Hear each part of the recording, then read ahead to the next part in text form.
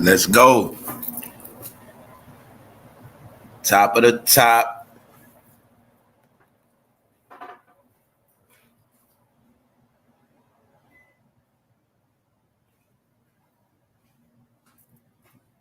We up. Let's go. Look, today gonna be epic.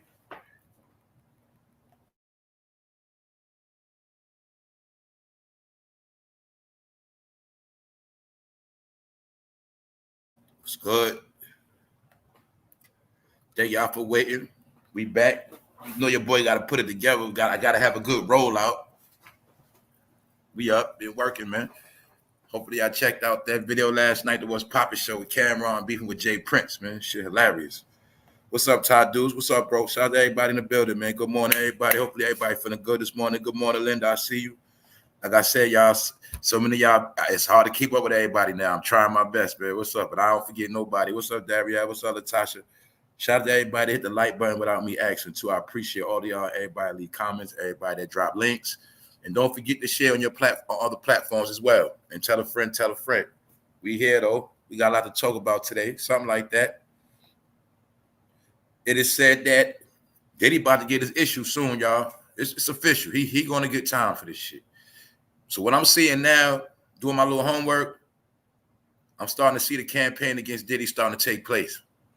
Even though it's already been a campaign, now today we're going to look at what I peep is Quincy Jones has officially turned his back on Diddy.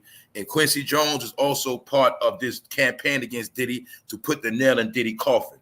Now, anybody on this channel, you already know I went into the whole breakdown of the East Coast, West Coast beef many a times, and I also showed y'all that that's where a lot of this BS started from. That's where the whole thing about beef started. That's when they started making hundreds of millions off hip-hop, off that rap beef. We're going to go into that. And Quincy Jones was behind a lot of that shit. And don't forget, Biggie got killed at Quincy Jones' party, the Vibe party. Vibe magazine was Quincy Jones the whole time. So when they always was talking about, well, you know, the beef was just between Tupac and Biggie, but it was the media that made it. It was the media. When they say that, they talking about Vibe magazine. That was the media. So that's why I was telling y'all back in the day, before social media, the magazines was social media. See, we always had social media, y'all. It was just in a different form. Remember, you had to watch E, the entertainment channel, E channel. You watch MTV, BET. You bought your magazines. That was your social media. Then we see each other in the street. We talk about it. Remember? Yo, remember that? That's how it was. It was just different. It was just social media was just, I watch what I watch. You watch what you watch. I got my opinion. You got your opinion. Then we see each other. We'll talk about it. And that was the trending topic of the day. Simple. You know what I'm saying? So anyway, that's why I say, y'all, I don't got to be on the internet all day to know what's going on. That's some new shit they started. All I need to do is see the news one time for the day, and I know everything the fuck that happened. All right? It's kind of like how I make videos. I don't fucking look at shit all day. I don't chase trending topics, y'all. I don't wait for shit to drop and then I come. No, I just do it regular. Anyway, just letting y'all pull up. We here. We're gonna get into this history, and I'm also gonna show you how Quincy Jones has been part of the plot of destroying our people. Because Quincy Jones is also, he's the original Diddy. You see, the formula the white man created back in the day was when black people were in entertainment. Like I said, you got to connect the dots. You got to go back into when I went into black Hollywood before it was black people in Hollywood. All right. When blacks started coming to Hollywood, they always understood they needed certain blacks that were handpicked and raised to watch over the other blacks. This is why I call them spies. Quincy Jones always been a spy that works directly for the white man. That's why when I was born, you was born, your mother, everybody put in your head about Quincy Jones. And before you knew, you even understood Quincy Jones, he was already portrayed to you as this big god. Then they made sure he worked with Michael Jackson. And then he got clout off Mike. But then you're going to see Quincy Jones did a lot of fuck shit. He disrespected Richard Pryor when he was dead. Put it out there that Richard Pryor was fruity. But he did that when he was dead. All right? He slandered Richard Pryor. He also was throwing slick shots, slandering Michael Jackson. All right, Quincy Jones is a piece of you know what. And we also know that Quincy Jones and Tupac got a relationship. We know there's some stuff behind that because Tupac was with Quincy Jones' daughter. So you got to keep in mind, East Coast, West Coast beef, Vibe magazine, Quincy Jones playing both sides, Diddy, and who else? Tupac. But then again, remember when Gene Deal came on the internet and he told a story about how Diddy pissed in Quincy Jones' daughter shit, pissed in her shit.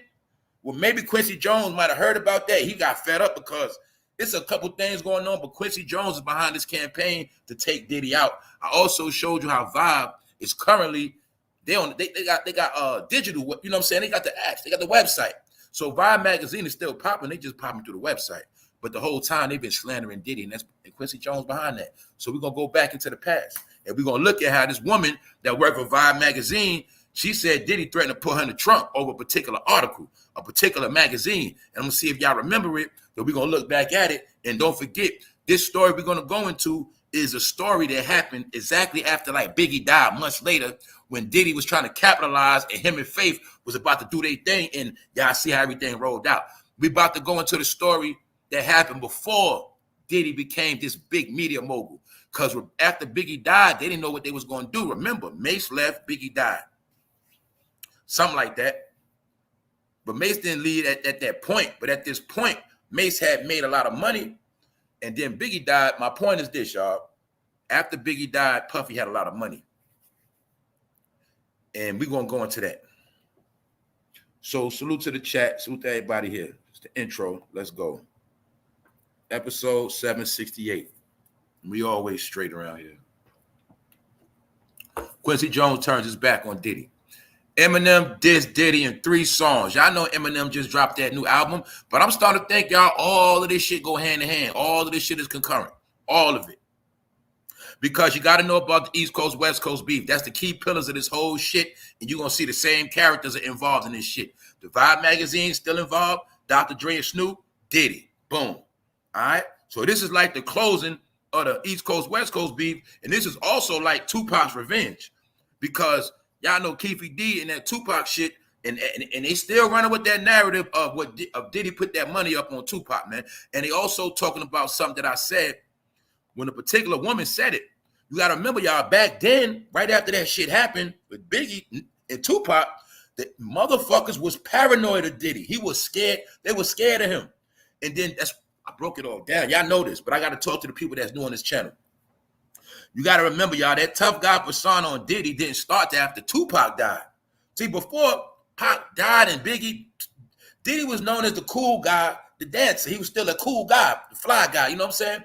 But he started taking on a mafioso persona after they died, and he was walking around threatening people, scaring people. That's what he started doing, terrorizing motherfuckers. So we're going to go into that, how this Vibe person was scared. But first, we're going to get into this guy, because I ain't forget. Now, you know we've been covering this with Boosie Badazz. They have announced that Boosie Badazz got his charges dropped. Bingo. Have we ever heard of a convicted felon with multiple criminal accounts get caught with a gun in a whole nother state? Everybody else goes to jail. Are they getting out? That's the kicker. We always hear about Boosie getting out, but the dudes that be in a car with him, do they get out? He done got caught a couple times. People had perks, pills, guns, more than one state. Sound federal to me, Boosie. But I'm going to tell you this, Boosie. You always work for them people. Because you was the man that always inspired them young black boys down there, down in Louisiana, down south. You had to be the one to always gaslight them to get them locked the fuck up. And now I want y'all to see this shit clear as day. The so-called white man has always had a nice big budget of money put to the side for certain niggas to fill shoes. If the narrative is black men have to go to jail, somebody has to always portray the image of black men going to jail. And then the pattern of monkey see, monkey do starts to happen. The point is, Boosie was paid over 10 years ago to go to jail, meaning to portray the image. That's why we look at Boosie, his whole image is what? Going to jail. Did he not go to jail for a minute for murder? And ever since he came home, he keep getting locked up, right? Who goes to jail and keep getting locked up, y'all? When you got money and you don't got to do dumb shit and you got 13 kids. But that's his role. Y'all know I broke down. Boosie's job is the clown, the jester, but he also has to fill the role of the ignorant black man that's dumb as fuck, can't do right, mad baby mothers, always backing in and out of jail. That's what Boosie get paid for. That's his narrative. And Boosie also allegedly been setting niggas up. Because I'm going to say this, wherever Boosie go, he is bad luck. For those who got a membership, you make sure you watch the video I did called Boosie Bad Luck. All right? Wherever he go, motherfuckers die or go to jail. Period. So let's look at Boosie, and I'm going to show you, man. Them white people in the South, they have favor for Boosie. And they picked this black nigga to put money in his pocket. And you're going to see throughout his whole time, all his fool do is go to jail, and they promote it. Because that's the narrative. See? This back in the day. He always got to go to jail. But the nigga never do a real bid since back then. He did a bid before because they locked him up in that murder shit. But that's what I'm gonna say this. When he went to jail and did that time, that's when they broke his ass. All right. And ever since Boosie came home, he never been the same to me. And in my opinion, I'm gonna say it, man. He had to be working with these people, man. See, Murder's still in jail. And it wasn't even a fact. See, Murder did the shit. Remember that. We know C Murder came home with an appeal and everything. But you've been walking around for decades, getting in a lot of shit. Somehow you always home, Boosie. So I know what time it is. Your job was to portray to the young boys, man, ignorant nigga behavior. And the difference is they're going to go to jail. They're not coming home, but you going to always get out. That's the whole key. And throughout the decades, niggas been following you and niggas been going to jail. And that's why the white man pays you, all right? Ain't no such thing as a black nigga from Louisiana escaping gun charges. Ain't no such thing as that, nigga. So miss me with that shit. And I know why you in Atlanta. Because like I said, I think a lot of undercover black agents live in Atlanta. I'm sorry. I think that's their jurisdiction. It's not a coincidence. Boosie was in the car with another individual. So the point is, did the other individual come home? Or did you set the other individual up, Boosie? That's my point. Same thing with NBA YoungBoy. He get caught with 20 dudes with guns, only he come home.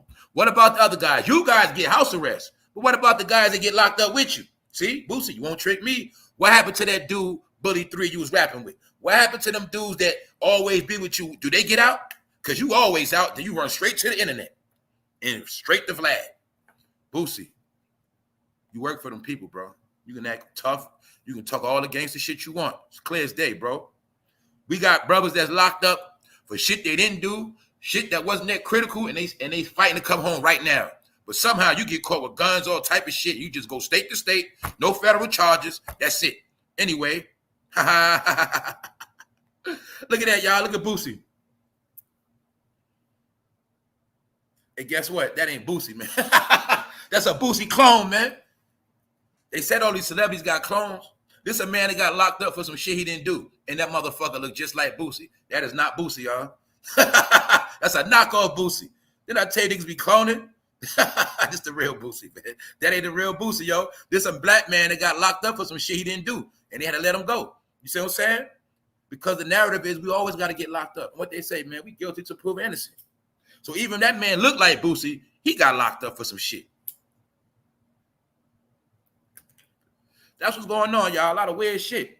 But Boosie home walking around, he probably gonna tell on 100 more niggas. For those who don't know, also this right here, you looking at Metro Boomin. This applies with Drake. This is part of Drake's revenge. All right. One part of Drake's revenge is Rick Ross getting smacked and his bodyguard getting beat up. This is part of Drake's revenge. Metro Boomin. Y'all know Metro Boomin don't trust you. He gonna shoot you. The man that made the beat Jumpman and a whole lot of other shit for Drake and Future. Metro Boomin is in the middle of the beef. The song Like that started the whole beef with Kendrick on it. First of all, that whole song Like That with Future on it, that's an old school beat. Metro Boomin didn't make that shit for one. That's an old beat, Rodney on Joe Cooley. And then 3 6 Mafia used that beat again. And then Metro Boomin used it again. And I'm going to keep telling you, this generation ain't too much originality going on. They do a lot of jacking. So that whole shit, kicking in doors, is you like that? That whole beat is an old school beat from back in the day. You know what I'm saying? That ain't even the original beat. But Metro Boomin got credit for the beat. So therefore, being that he did the beat for the diss track, Drake got smoked with him.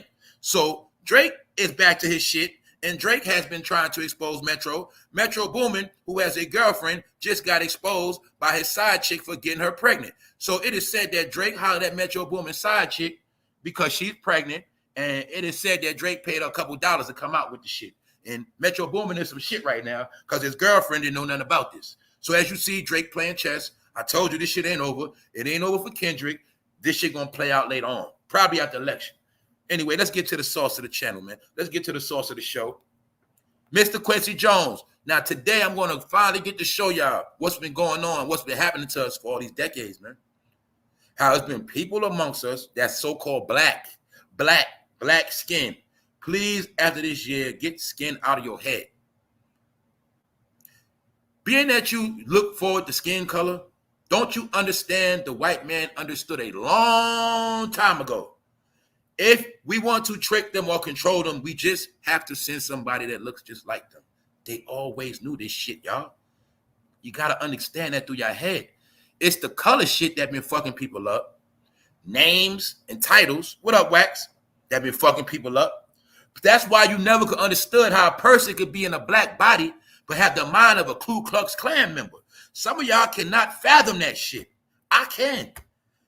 Some of y'all are so naive that this motherfuckers will do you so dirty, but you base shit on skin color. That's part of your problem.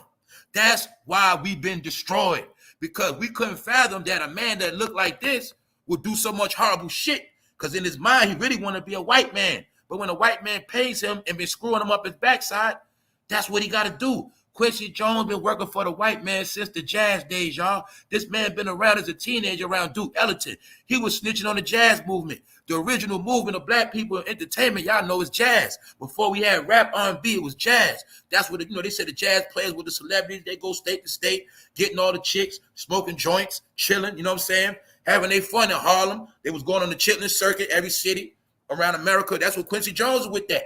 He was with Red Fox and all of them, but he was spying on them boys because he worked for the white man, man. And plus, I'm starting to see Quincy Jones was zesty, man. He was straight zesty, man. Straight zesty. And I know something back then, you got to watch the specials that I be talking about. When I talk about that whole science of them breaking black men, they was really screwing black men in their butt, man. That's what they was doing. Then they was using the disguise of what, y'all? Fraternity.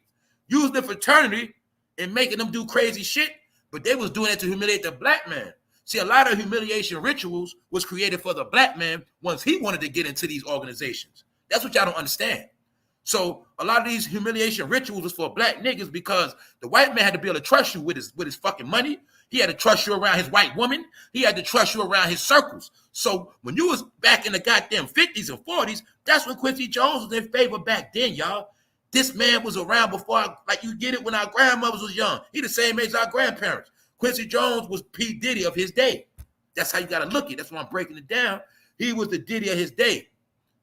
So he could have been jealous of Diddy throughout the years when it was time to pass the torch. But all I'm breaking down to you today is Quincy Jones was always favored by the white man to control the game. I broke this down to you. It was him and Clyde Davis. You get it? But him and Clyde Davis, homeboys. So you got to understand, man, they did a lot of manipulating of the black culture. You got to understand that. People like Quincy Jones and Clyde Davis knew each other since they were little. You get it? Quincy Jones is a Hollywood industry baby, man. He's been in that shit since a teenager, man. So I'm going somewhere with it because when that whole East Coast, West Coast beef happened, man, people don't understand. Quincy Jones was like the puppet master of that whole shit. He got fucking rich, y'all. I think Quincy Jones got more rich off that beef and all that other shit than any of his music he ever did. That's what y'all didn't understand. And we got to understand this hip-hop shit always been controlled. And when we talk about people like Bambaataa, he cool with Quincy Jones, man. They tight. That's what y'all don't understand. So we're going to get into it, man. But Quincy Jones been able to play the role of the old grandpa that nobody pay attention, but this is a wicked motherfucker. He did a lot of dirt to a lot of black celebrities, spied and snitched on niggas. And it's amazing he's still alive too. But he's a fucking devil. We're going to get into that. And don't forget, this whole shit is like a repeat of the East Coast, West Coast beef because it's like now, Quincy, Dr. Dre and them, they coming to put the nail in his coffin. That's what I'm starting to see. Now let's go into it. Sean Diddy Combs allegedly threatened to see a magazine editor dead in the trunk of his car. So now we got to look at this. For those who know media is a warfare.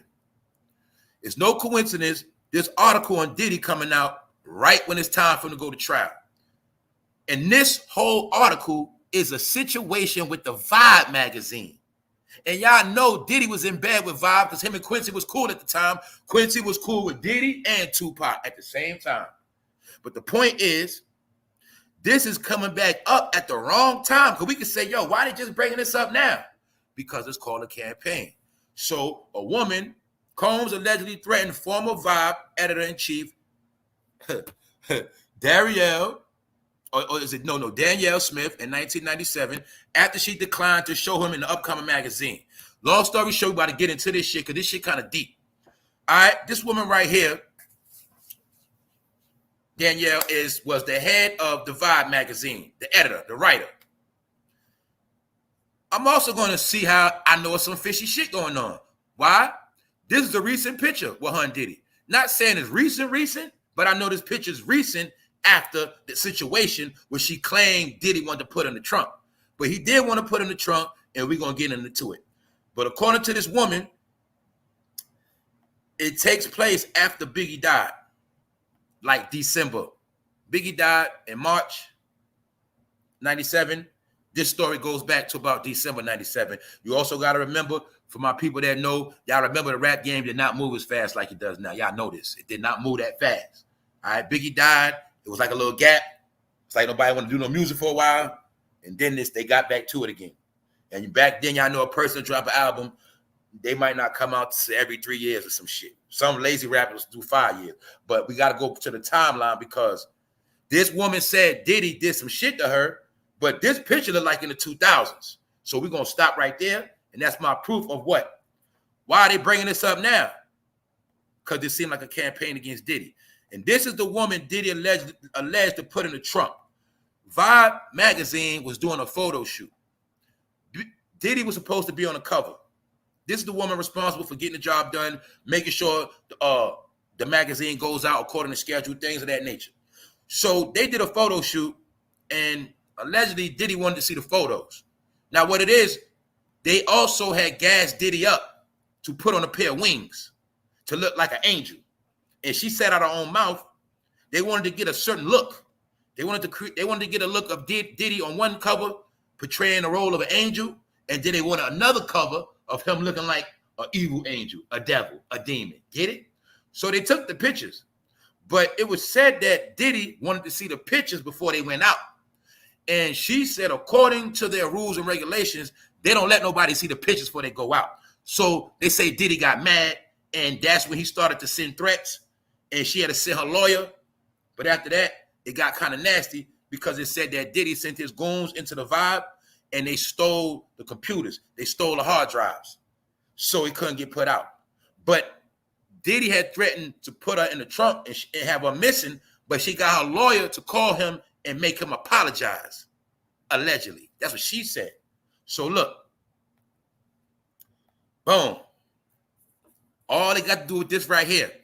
Around the time when they was making I'm Missing You, and I already broke down on this channel how the whole shit was a plot. Faith was sent to Biggie. This whole shit, y'all, was a plan. Everybody on this channel already know that. It was key players and characters in this movie called the East Coast, West Coast beef. But you're going to see two people had to die. And the main dude, Christopher had to die. Christopher had to get put on that cross. Christopher died, but when he died, he ain't had no faith because he wasn't fucking with her no more. Also, I can see clear as day. We already know this. See? Look how they do the rappers now. You see how they punk them and just whatever? My point is back then, they was playing a wicked game, man. Let me show you the game they was playing. They already knew. Go get an ugly dude on purpose. Go get you the ugliest dude you can find that spit the best raps. Go get a guy from Brooklyn that's poor. The point of the matter is, everything Biggie got, Diddy gave to him. The industry gave him. Even his wife. That's what I was looking at. I was like, yo, they gave Biggie the whole package deal. They gave him the money. They gave him the jewelry, the cars, the clothes. They gave him the, you know what I'm saying, the contract and the woman. But what we didn't understand, you don't never let a man give you another woman. Once Diddy was able to give Biggie Faith, Faith was controlling that shit. Faith was spying on Biggie the whole time. Faith was working for Diddy, y'all, the whole time.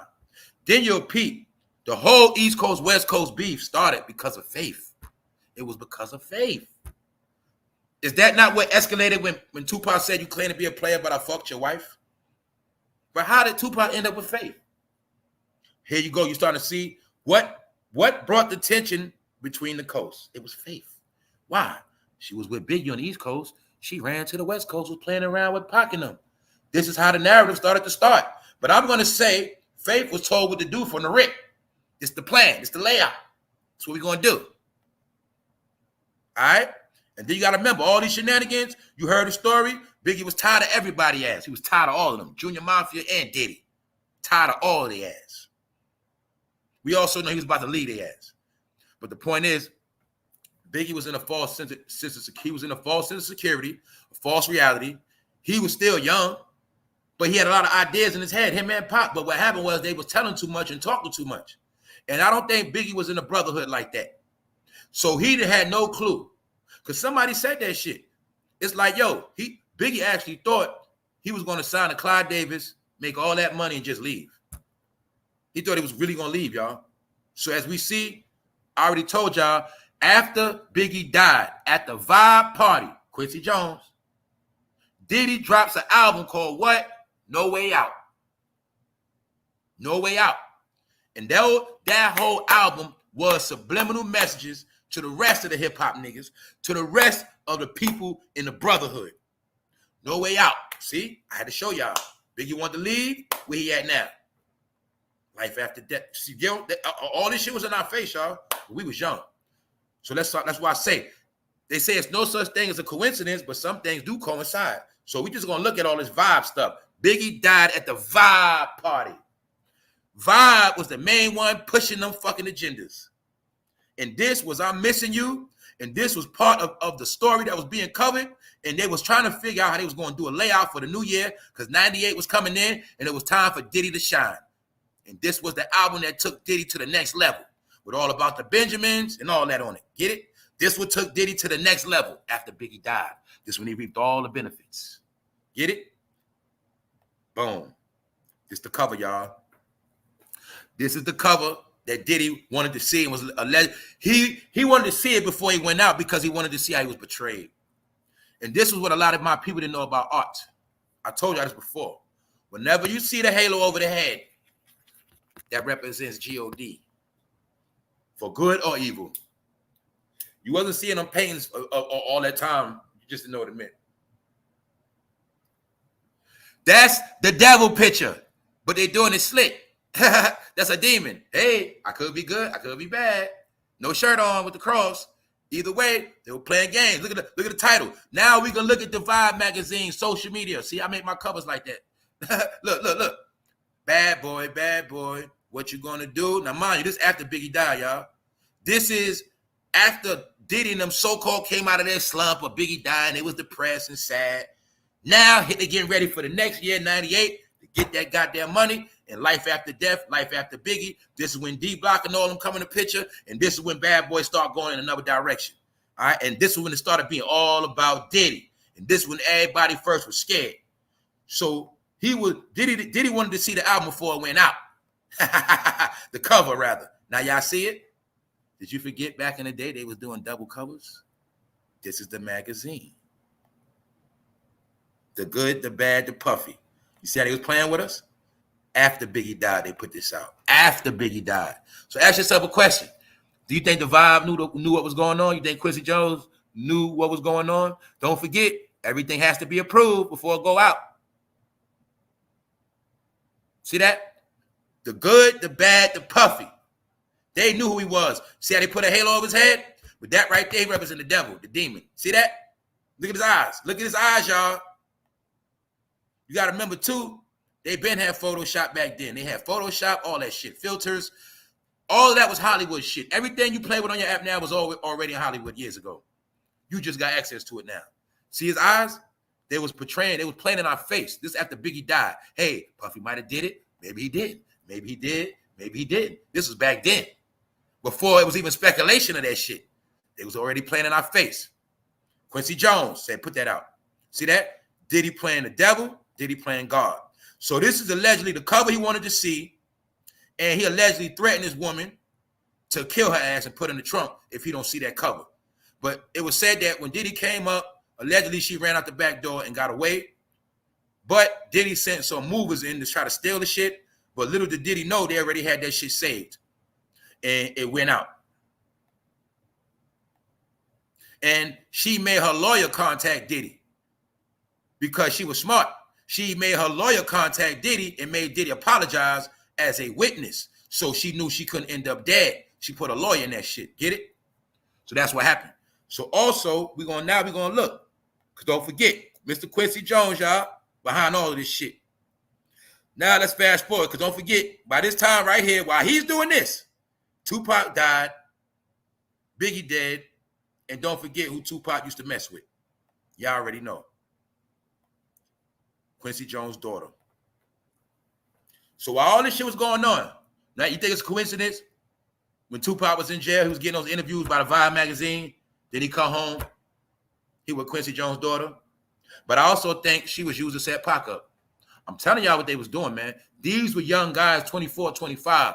They was using them so-called bad light-skinned chicks back then to set these niggas up, man. Pacifying them, put them to sleep. That's what happened. No, I know. If Biggie would have said fuck everybody and just got low and did him, he'd probably still be alive. If Tupac would have said fuck all y'all, I'm just getting low. I'm being with outlaws, fuck y'all. They would have never got them. They got them because back then it was all about what? Money, clothes, and hoes. Money, clothes, and hoes, all a nigga knows. They knew that. So they knew, keep them in that Versace, keep them with the motherfucking Bentleys, and keep them pretty women around. And that's how they always got them, man. They knew that back then, y'all. Back then, you got to remember, y'all. See, we're in the zesty era now. But back then, a pretty chick was a trophy.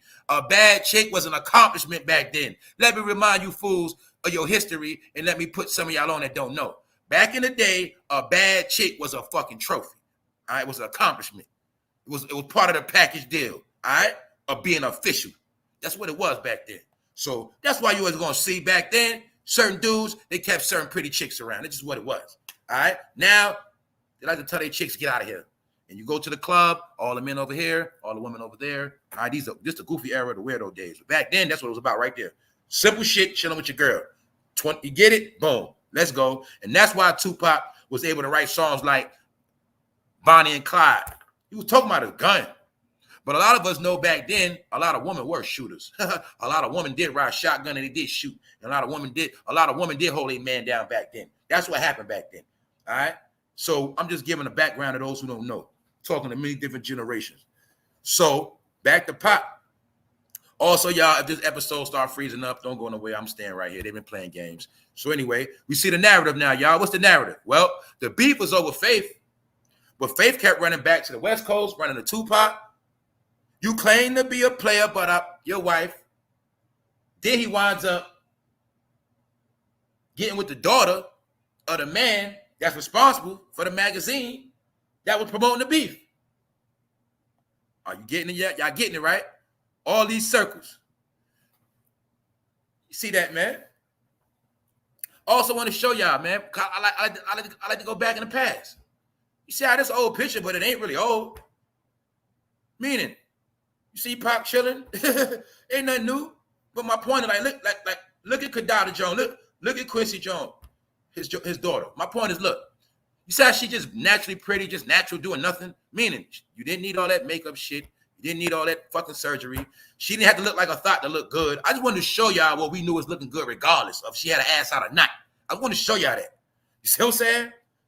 I just wanted to show y'all that. You see how Tupac writing his verses, got his chick right there? He don't got to be in the studio with a bunch of dudes. That's the shit. That's how we grew up, bro. That's how a lot of us, that's the type of time we was on. All right? We fight, we bang, but we keep pretty chicks around and we always ready to go. All right? That's what we did. And that's what it is. And it ain't that I'm old. That's how I was raised. All right? That's what it is. What up, punches? Let's not forget what Tupac said about Quincy. All you do is put your thing in white woman. That's right.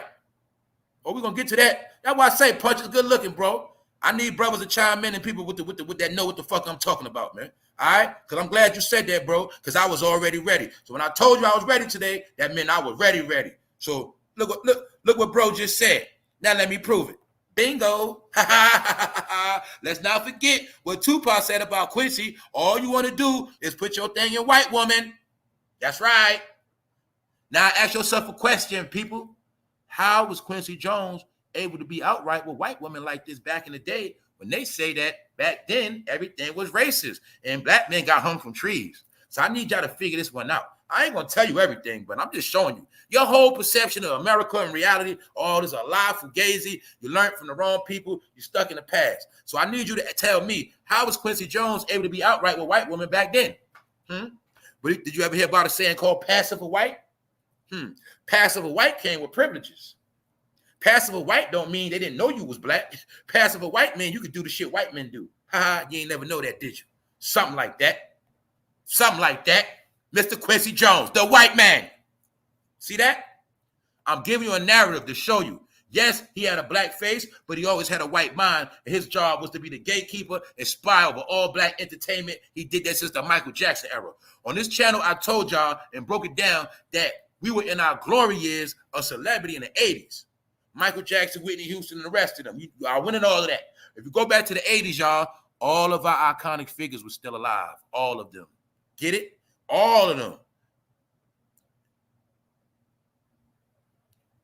And then you'll see Quincy Jones, not only is he still around, he always been brothers with Clyde Davis and the rest of them. He is a pillar of Hollywood.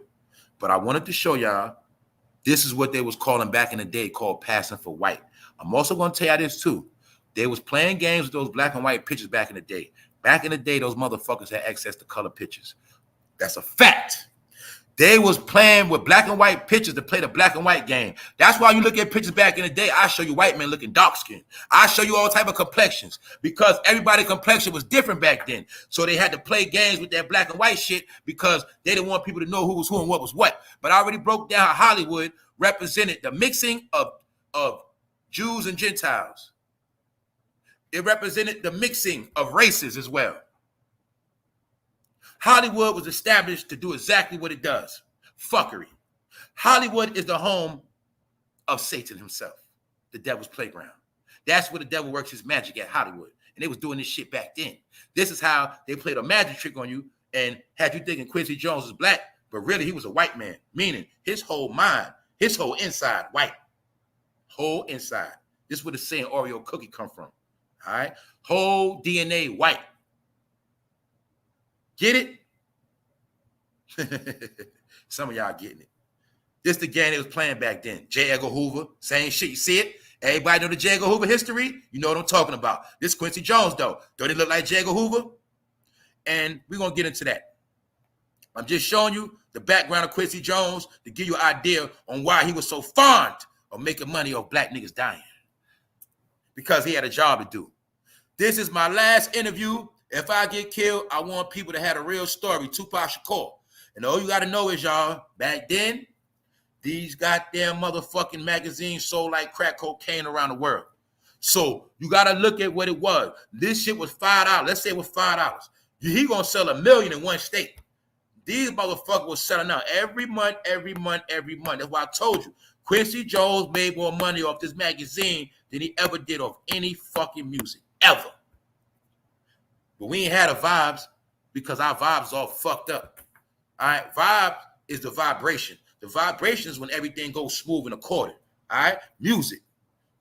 See, when we get together, we act right accordingly, and we do everything we're supposed to do. We move in harmony. Perfect harmony is music. Perfect harmony is music. That's the vibe, the vibration. All right, that's how it go. But you're gonna see they always gotta keep us dysfunctional and fucked up and chaotic. That's how we lose the vibe.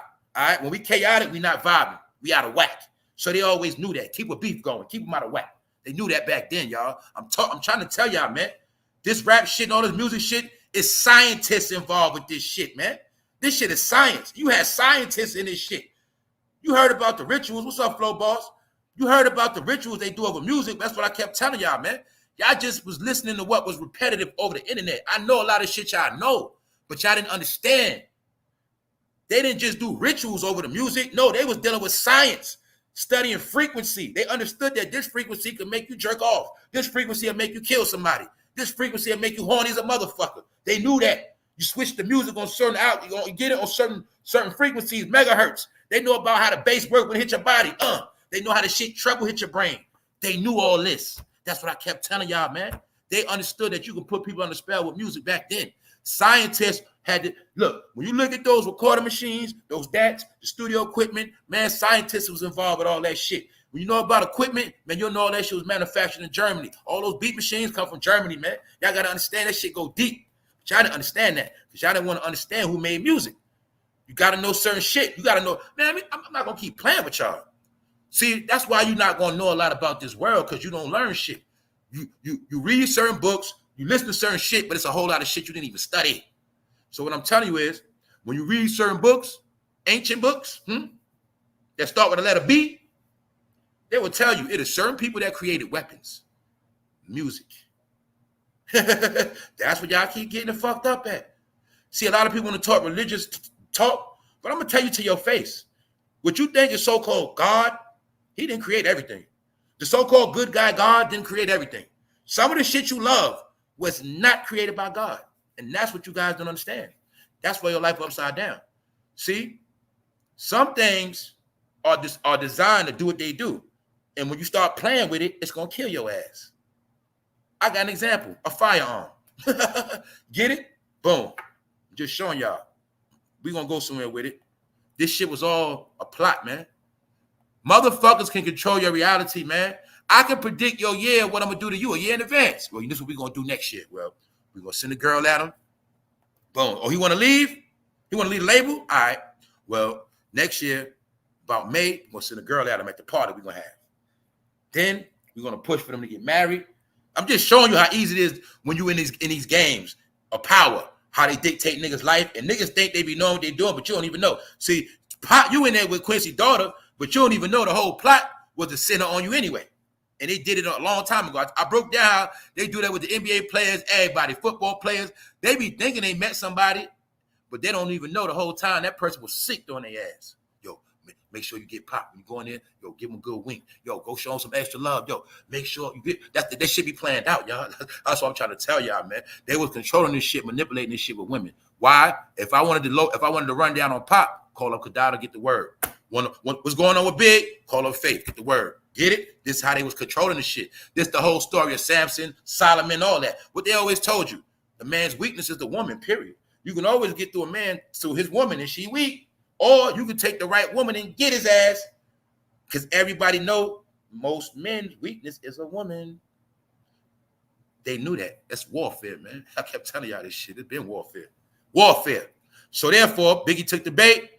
He shitted on Kim at the time, and he went with Faith. But he didn't know he was being set up. But he figured it out after a while. That's why Biggie was like, fuck Faith. He trolled in that video, get money. So I want to show you the narrative of what? Quincy Jones was cool with both sides. After Biggie and Pac died, Quincy put this magazine out. So this is my point of what? This is when Diddy was in favor. This is when he was in favor. This is when Quincy had his back. This when he was Quincy man. Why we know that? Pac was dead already. Biggie was dead. Mainly Pac. And we know Pac was talking about how Quincy wanted to do something to him. Y'all know that. But this is the cover that made Diddy threaten to put that woman in the trunk. But either way, it's mighty shady, y'all, because this shit still came out and got put out. Still got put out. And this picture is after she alleged he wanted to put her in the trunk.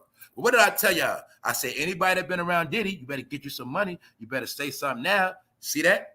She see what time it is. Fuck it. Diddy going down. Let me go ahead and put my story out there. Let me go ahead and cash out. Hey, Diddy put me in the back of a trunk. We don't even know if this shit true. He threatened to put me in the trunk. We don't know if that shit true. We don't know. But the point is, she put it out there now. And I'm going to say it again. The only reason why all these people speaking up, because that casting video was on tape. I want y'all to take a clear look, y'all. You have to get this through your mind for 2024, man. These are wicked black people. They don't give a fuck. Because they took oaths to the devil.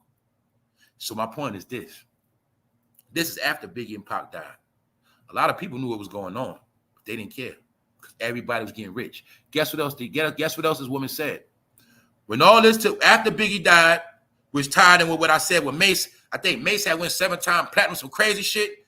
It was said that right at this time right here, that's when Diddy was first worth $100 million. Right here. Right here. Right here. So this is when he started becoming a mogul, y'all. This is when he became a $100 million man. Right here. After all that beef and smoke. Get it? And don't forget, Mace left. He was able to keep the money for that. Biggie was dead. He was able to keep the money for that. He dropped No Way Out. That was all his money. Bingo. What else he had? Biggie old verses on All About the Benjamins. Then I started showing you back then, it was a narrative. Every time a rapper would die, magically, they always had a last verse for them niggas. Did y'all peep that? They would always have that last verse for a nigga that just died. He got this one last verse, remember? Did they do it with Pun too? Nah, y'all be having them last songs and be like, yeah, that's the last song he gonna make. He just don't know yet. Anyway, just showing y'all, Biggie died at the vibe party. Quincy Jones. What they say? Oh, it was so packed, we had to shut it down. Sound like a setup to me. Sound like a setup plan to me. Look, we're going to pack it up on purpose. When it get too packed, hit the alarm. That's when it go down. Bingo. Chaos. What we know about the order of chaos, y'all?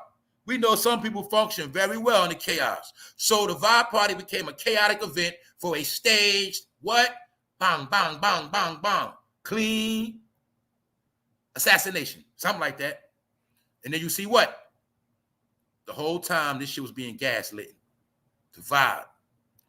Quincy Jones was gaslighting, y'all. Now you see where I'm going with this shit? Now you see why Eminem diss Diddy on that new album. I'm starting to think Eminem dropped that new album just to diss Diddy. But like I said, when I was talking about that Kendrick shit, it was like a rollout. Because it's all Dr. Dre on the West Coast. Put Kendrick back out there. Get the spotlight on the West. We already getting our little awards, accolades. Then we're going, you know what I'm saying? We're going to put attention back to the West. And then we're going to also put the nail in Diddy coffin. Because remember, the East Coast ran the game for a long time. Everybody else got their shot. Now it's time for the West to get our little clout back. So the thing is this. Look, I'm just showing y'all Quincy Jones was getting rich off all this shit. Vibe magazine. See that? We're not dumb no more. We're not sleep. That's why I kept telling y'all, get y'all mind off that dumb old school hip-hop shit. Don't debate about hip-hop like you still a fucking kid. This shit was for kids, man. These shits was comic books, and they was giving us fake-ass stories and sagas. Oh, what's next? See that? But the whole shit was orchestrated, and they kept saying, it's the media gassing it. It's the media. No, it wasn't the media. It was Vibe magazine doing all the gassing. Quincy Jones. See it? He got rich. Just look at it like this. The nigga might have made $10 million off every goddamn magazine. Just look at it like that. $10 million. And don't forget this, too. Anybody who has these magazines in mint condition, this shit's worth money right now. Salute, Wax. Salute. The video of Pac saying Quincy was zesty. Yeah, it's the leader, right? Yeah. So look. Hold up. Just showing you, man. This all the money was getting. Prayers, passion, purpose. Making a mockery of Pac. And the Phoenix Shakur was with that shit too, because she was getting paid off. Don't get it twisted. Is Tupac crazy or just misunderstood? See these narratives they was putting out? And y'all know that shit. Back then, niggas saw that cover go crazy. Oh shit, I gotta get that. Let's stop playing, bro. You act like niggas wasn't buying them books like that? You ain't go to damn near everybody's house. They have stacks of magazines. That was social media back then. That's why. But I'm just showing you how all that shit was orchestrated. The murder of Michael Jordan's father. See the top? This was the social media, y'all. That's why I say I can't get geeked up over trending topics. It ain't nothing new. Rap ain't new. Nothing ain't new. It's just done differently. Same shit. See that? The murder of Michael Jordan's father. But you also can start to see what, y'all? Looking at hindsight, can you really see how demonic the Vibe magazine really was? It was really demonic, man. Because we was children and kids and young people, and they was putting demonic shit in our head. And they knew we was addicted to these fucking books. See that? They was putting demonic energy. I already broke it down. Death row meant black man, you're going to be in jail for life. California, 3 strikes, you out. Bad boy means a fucking juvenile delinquent, a fucking thug. Bad boys go to jail. That was the whole program. Bad boys go to jail and die. That was the whole program. And I already broke this down, how they represented after that happened with them, it was going to happen to us. Because after Biggie and Pac died, we started dying and going to jail super fast. And then they started this shit called indictments. And I already broke down all this shit to do with the Democratic Party, the Clintons and all that. And it was a whole campaign of locking black men up and getting rid of black men, all right? Now, the same program exists. It's just done a little different. It's a whole new program in a new time, and it's called the Wipeout. Also, I figured something else out too, man. With that election stuff, it's going to get nasty for people, man. I'm just going to tell y'all right now. My opinion, for some people, it's going to get real bad. It's going to be another wipeout, y'all. That's what I see. It's just going to be done different. Let's go. I'm going to get into it. So I'm just showing y'all. This is all, see, Diddy, the picture, all they were showing us the whole time. That's Diddy portraying the role of the devil. In the background, see that? The serpent, devil in the back. Shady nigga. Big always naive. Big was fucking naive, y'all. He didn't know what was going on. He thought it was all about rap. He really thought he made it because he was from Brooklyn and right like that. Nah, bro. I think when them niggas understood they needed a sacrifice, I think they knew that shit years in advance, and they wanted to get a poor black kid from the ghetto and make him a star. It's like, for my people that know about raising animals, my people that know about farms, before the farmer buys the animal, they already know they're going to kill a fucking animal. They already, y'all, you get what I'm saying? The farm already knows his animals are gonna have to die one day, but he has to take care of them, stuff them with food, groom them good, make sure they're straight. But he already knows it's gonna be a day he gotta kill them. Get what I'm saying? The lamb, raising up lambs and farms and shit. Well, look at Biggie like that. He was like a fat turkey. They knew one day they was gonna carve his ass up. I'm looking at all this shit in hindsight, y'all. I'm looking at all this shit in hindsight. Biggie was naive, bro. They gave him everything, man. And they gave him everything to put him to sleep. That's why Biggie never understood what the fuck is going on. We supposed to be cool. How the fuck me and this man about to kill each other? So you niggas set me up. You niggas put me with a woman that you already knew was going to cheat on me to come between me and my friend? Because that's what did it. That's what did it. But y'all don't understand, man. These people are high tech. Meanwhile, they already told you how Biggie and Pop had some of the most inspirational dreams, and they was going to do a whole lot of shit. But after they died, everybody stole their shit. Meanwhile, the fake-ass beef, the whole shit was over this goddamn woman you see called Faith. Then she came back in our face and spit in our face to show you, now I'm going to fuck with Stevie J, because maybe me and Stevie was fucking back then anyway. And to show y'all Brooklyn motherfuckers, fuck Biggie. I'm going to marry Stevie J right in y'all face. And that's what she did, because she was really telling us, guess what? I was never with Biggie for real anyway. I ain't never love him anyway. I just was with Biggie because Puff told me to do it. Because we had to get the East Coast, West Coast beat popping. That's how I look at the whole shit. Why? Before all this happened, it was no such thing as a hip-hop 100 millionaire. It was no such thing as rap making $50 million. It was no such thing as that back then. But these motherfuckers were smart. Let's think about hip-hop back then, y'all. Especially if you're from New York. This is when they started with all that glitz and glamour, hype. This is when they started turning hip-hop into movies. Hollywood shit. That's what happened. This is when they started. That's why I always call the era of Diddy, I always call that the Jiggy era. I call it the Jiggy era because it was just all about flossing, having fun, and partying, but it's like rap wasn't serious. And I remember getting mad at Biggie back then. I'm like, yo, why he doing this commercial shit? I'm going to be honest. When Biggie died, I wasn't feeling that shit because they was on that Jiggy shit. You know, I was on that Wu-Tang shit. You feel me? I was on that Wu-Tang Mobb Deep shit. But I always fuck with Biggie. But when he started going commercial, we got to remember, y'all, a lot of us wasn't feeling that shit. A lot of us was not feeling all that Jiggy, shiny suit shit because Biggie didn't start out that like that. And we knew Puffy was making them do that. Puffy also had, let's use our brain. Puffy also had it where Big was getting the beef with New Yorkers. Y'all forgot? Remember Boot Camp Click turned on him? Remember Raekwon and Ghost was turning on him? Diddy had that nigga Biggie in a lot of shit. He had New York turning on him and then had his own friend turn on him. Telling y'all, man, they would start a lot of shit. And everybody know Biggie showed love. Everybody liked him. He was cool. He ain't had no beef. He wasn't that type of nigga. So how was he always catching beef? He was catching beef because of Diddy ass, man. That's why. And Diddy was playing both sides. Remember when Wu-Tang dissed Biggie? Yo, nigga trying to sound like Nas out. Nigga trying to look like Nas out. Remember that? But then you'll see on Life After Death, Diddy went and got beats from RZA. So Diddy was still with Wu-Tang the whole time. Diddy was cool with Wu-Tang the whole time when they were Raekwon and it was dissing Biggie on their album. That's a fact. So that's why I say Diddy was doing shiesty shit. You don't believe me? Well, motherfucker, go check. What's the song with Mary J. Blige? You All I Need. Method Man on the shit. Diddy was cool with Wu-Tang. Go to Life After Death with the song. Hold on, he be like, short change niggas bought the rain. I forgot what the name of the song, but long story short, RZA did the song. I'm gonna tell you this: RZA did the beat on Biggie album, and Biggie on the album on that song dissing their ass. Niggas don't know that neither. He was dissing Wu-Tang on their own beat. You gotta go to Ready to Die for that. Kiss Your Ass Goodbye, name of the song. Kiss Your Ass Goodbye. Diddy was dissing Wu-Tang on that RZA beat. But you gotta understand, this nigga put the song out that Biggie was dead. Remember, Life After Death.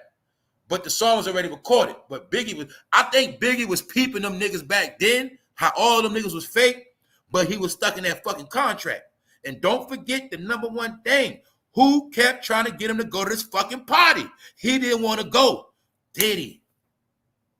Diddy said, we gotta do the vibe party. We gotta do the vibe party. Then they said they got what? His homeboy, D-Rock. Everybody, come on, babe. Come on, man. Let's go to the party, man. Diddy is a wicked bitch, man. But he ain't a nigga to play with. You know what Diddy was doing? Diddy started manipulating and finessing Biggie whole reality. I'm gonna pay off your friends. I'm gonna take care of your mama. I'm gonna treat everybody so good and extra that when shit go down, they ain't gonna suspect me. Or if I tell D-Rock, yo, man, make sure Big come to the party tonight, man. You his friend. He ain't listening to me. Yo, D-Rock, make sure Biggie come tonight, man. I got you, D. I got you. Next thing you know, look what happened. I showed you the picture. D-Rock, his right-hand man, right with him. Next thing you know, nobody gets hit in the car. My people from the street. When have you ever heard a car get shot up and only one person gets shot? Take all the bullets in the whole car. When have you ever heard of that? All right? Vibe party. The last party Big was ever seen at. And I also broke down, you'll see somebody was documenting this shit. See how Biggie looking at that fucking camera? What's another coincidence? It's not a coincidence Biggie was at the vibe party with one leg. Remember Lil C's trying to kill his ass already. I think that was part of the plan. Lil C's crashed the truck. I think Lil C, because remember, to this day, wasn't Lil C's always under Diddy? Telling you, man, Diddy had already turned his friends against him. He had Lil C's in pocket. He had Lil Kim jealous because of Faith. So she was against Diddy, get it? Against Biggie. They were playing a master wicked game against this man, y'all. Biggie had no clue. So the thing is this. You'll see all this shit was staged. Don't forget Stevie J was there that night too. So Stevie J was in the party with Biggie the night he got killed and then fuck around went with Faith after that. So I'm just showing you. Bad Boy, they was all on bullshit. What else the relationship? Well, they already told us that what? Suge Knight used to bodyguard for them. So that really mean they was all family and it was just a family fallout. That's all that shit was. Because they already told you Mary and Faith was running over there to fuck, and Misa and them was fucking with Pac and them. So ask yourself that. Damn, if Mary and Misa, they had that money, why out of all the men they could fuck with, why they kept going to fuck with Death Row members? You see what I'm saying? Why did Mary and Puffy baby mother fuck with Suge? Because they said that Suge fucked Misa, period. They say part of their beef was because Suge was smashing his baby mother, Misa, period. So the point is this. Why was all this shit going on? If Misa and Mary and them could have went anywhere, Faith, why they kept going to Suge Knight or all entourages? So you see, it's like they was all one big family or all cahoosing with the shit. Meanwhile, Biggie didn't know what the fuck was going on.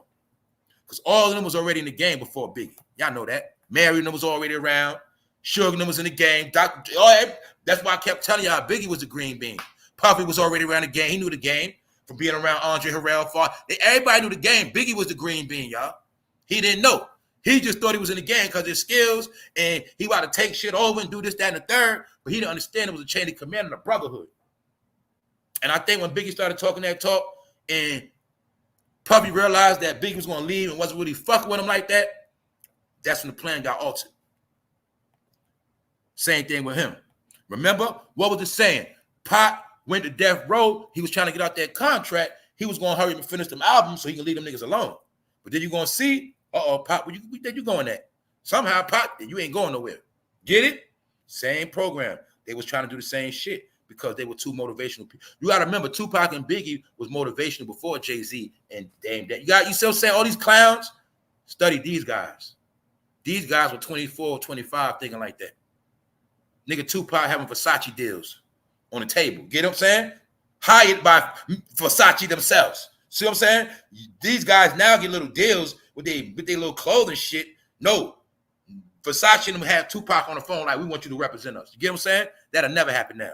So I'm just showing you it was about that big money back then. And those Hollywood rich motherfuckers and those designers, they seen that shit. They say, yo, man, if we let these rappers start rocking our clothes, our shit will go through the roof. And that's what they did. What happened, y'all? After Pop, what Versace? Did not Versace go through the roof? About 97, 96. And Coogee as well. Biggie had the Coogee popping. Huh? Australia.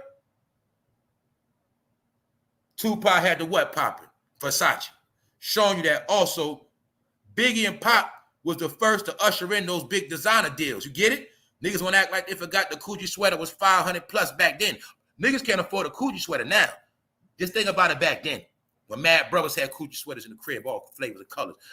I knew chicks had the Coogee dress. That shit was like $3 grand, $2,500, the whole dress. You feel me? But that's how we was getting money back then, period.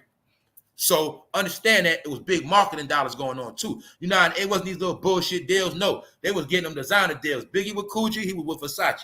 So this is when all these outside entities started eating off this rap shit. That's why I was telling y'all it was bigger than rap. Biggie had no clue. And after he died, this is when Diddy became a 100 millionaire. So if Diddy became a 100 millionaire, we can imagine how much money Quincy Jones made.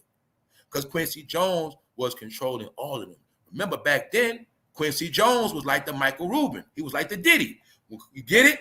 The Vibe Party was like the party they throw to this day with Michael Rubin and them. See, that was just a different chain of command. Back then, Clyde Davis and Quincy Jones threw the parties. You get it? Then they passed it down to Jay-Z and Diddy and them because they got older. But you'll see everything done, Quincy Jones in the background. So any cover went out, he had to okay that shit. So all this beef and this shit was sanctioned. See that? East versus West beef. East versus West. Jermaine Dupri, Brandy, Crucial Conflict. See, look at all this bullshit.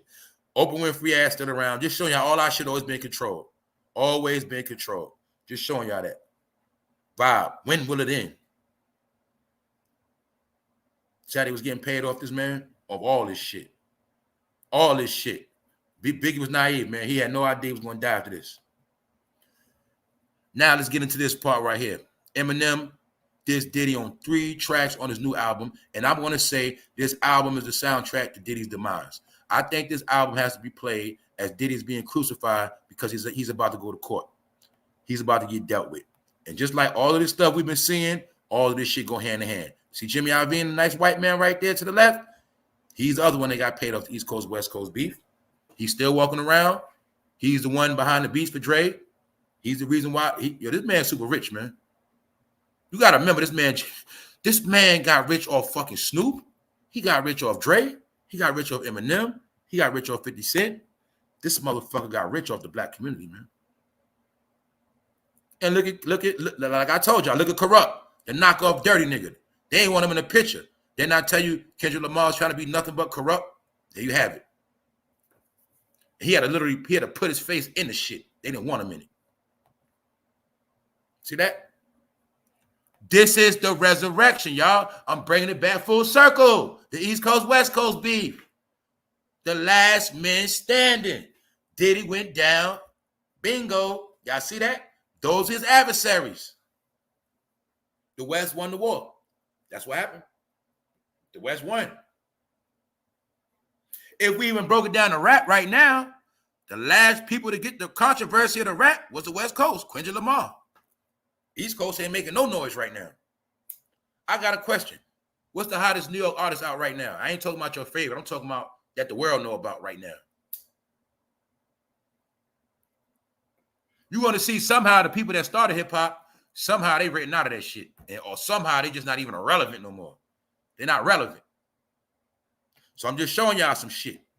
This shit is all a plot, man. It's all part of the plan.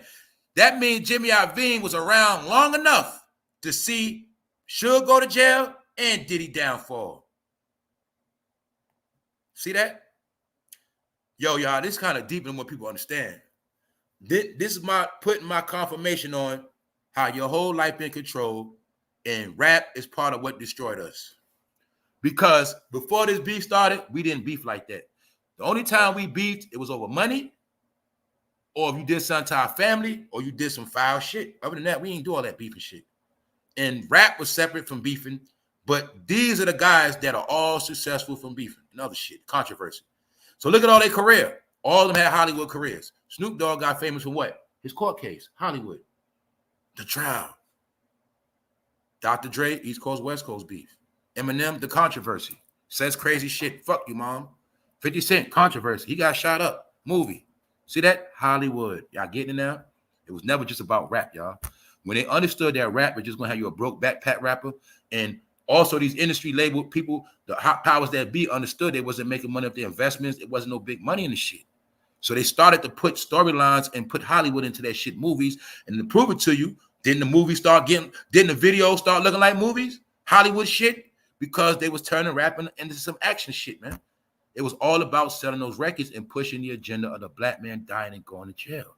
The fastest way on this planet they ever got black men to die and go to jail was rap music. Period. Rap music was a commercial to get rich investors rich. if I got money invested in these prisons, you damn right I want that good rap music to play. So these niggas get to shooting and killing, and I get my money. That's what it was all about from the 90s. I already broke down to y'all how Clinton, Biden, all them people had something to do with all this shit. You still don't want to believe that they control the Democrats been controlling Hollywood, man. That's who they work for. That's why every agenda gets pushed through rap. You never saw a man walking on you never saw a young man with a purse till you saw a rapper with it. You never saw a young man cut on his hair pink till you saw a rapper do it. Half the shit we see that's foul, it comes through rap, y'all. They understood rap is the weapon to use against black people, period. They love black people.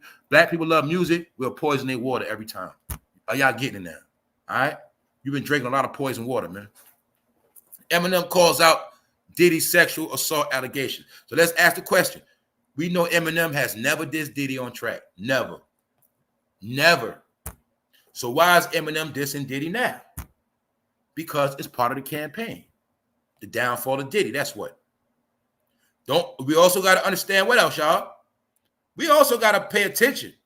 Quincy Jones might understand that what? Diddy got dirt on him too. And I said that before. Anybody that knows the truth of this East Coast, West Coast beef that has something to do with it, Diddy is a threat to tell on niggas. He one of the last men walking around.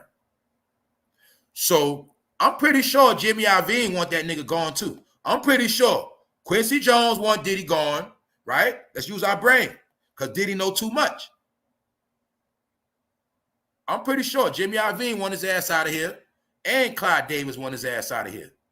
So that's why I say all this was subliminal messages. Diddy, you ain't getting no walkers. You not getting no star. That's all this shit going on. All these parties, all these events where Diddy ain't there. They've been shots to him. Because remember, y'all, Diddy was over all of these guys. His status was over all of them. Y'all forget that. That's why they made a point to keep showing us all the Diddy peers. When they showed us Usher got the stage, Busta Rhymes back out. They were showing us all the Diddy peers. That was all shaming Diddy. They showed us the Michael Rubin party. Diddy ain't there. But you got to remember, see, we in a different world, y'all. We regular people. And they world, Diddy want to be at all the fucking parties. He want to be the man. You get what I'm saying? So he got to sit back and stomach all that shit, them trolling him, and he can't go. So that's why he did that subliminal shot of him with the jet. He did his picture with the jet, posted it, let them know, yeah, y'all don't fuck with me like that right now. I see how y'all do. I'm watching y'all. I still got my money. I'm still out here. And that's why he did that little shit with his jet. So we going somewhere with it. What up, Shayna? Might say anything, Reese Dollars. What's up, man, chick? All of y'all. We up. Let's go. This is part of Black history, too. So anyway, look, this right here is what changed the world. Until the East Coast, West Coast beef, we can now see it. Rap was just fun. It was just fun, regular shit. There was no such thing as getting killed nowhere. It was not over no rap like that. People got shot at parties and shit, but that was over personal beef and shit. But nobody was getting killed at rap events like that. No. Motherfuckers were so happy to go to a rap event once upon a time, they wasn't thinking about killing nothing, doing no crazy shit. So that's how it was. I ain't no way in hell. It was rap conventions in New York to Florida, Jack the Rap, all type of shit. People from all over go there, have fun, and nobody gets shot or killed. That's how it was back then. And then all that shooting and killing and rap then starts after this. Bad boy, death row. Everybody want to prove how tough they was. So, like I said, powers that be got paid off all this shit. Jimmy Iovine and Quincy Jones got a lot of money. See Mr. Quincy Jones, y'all?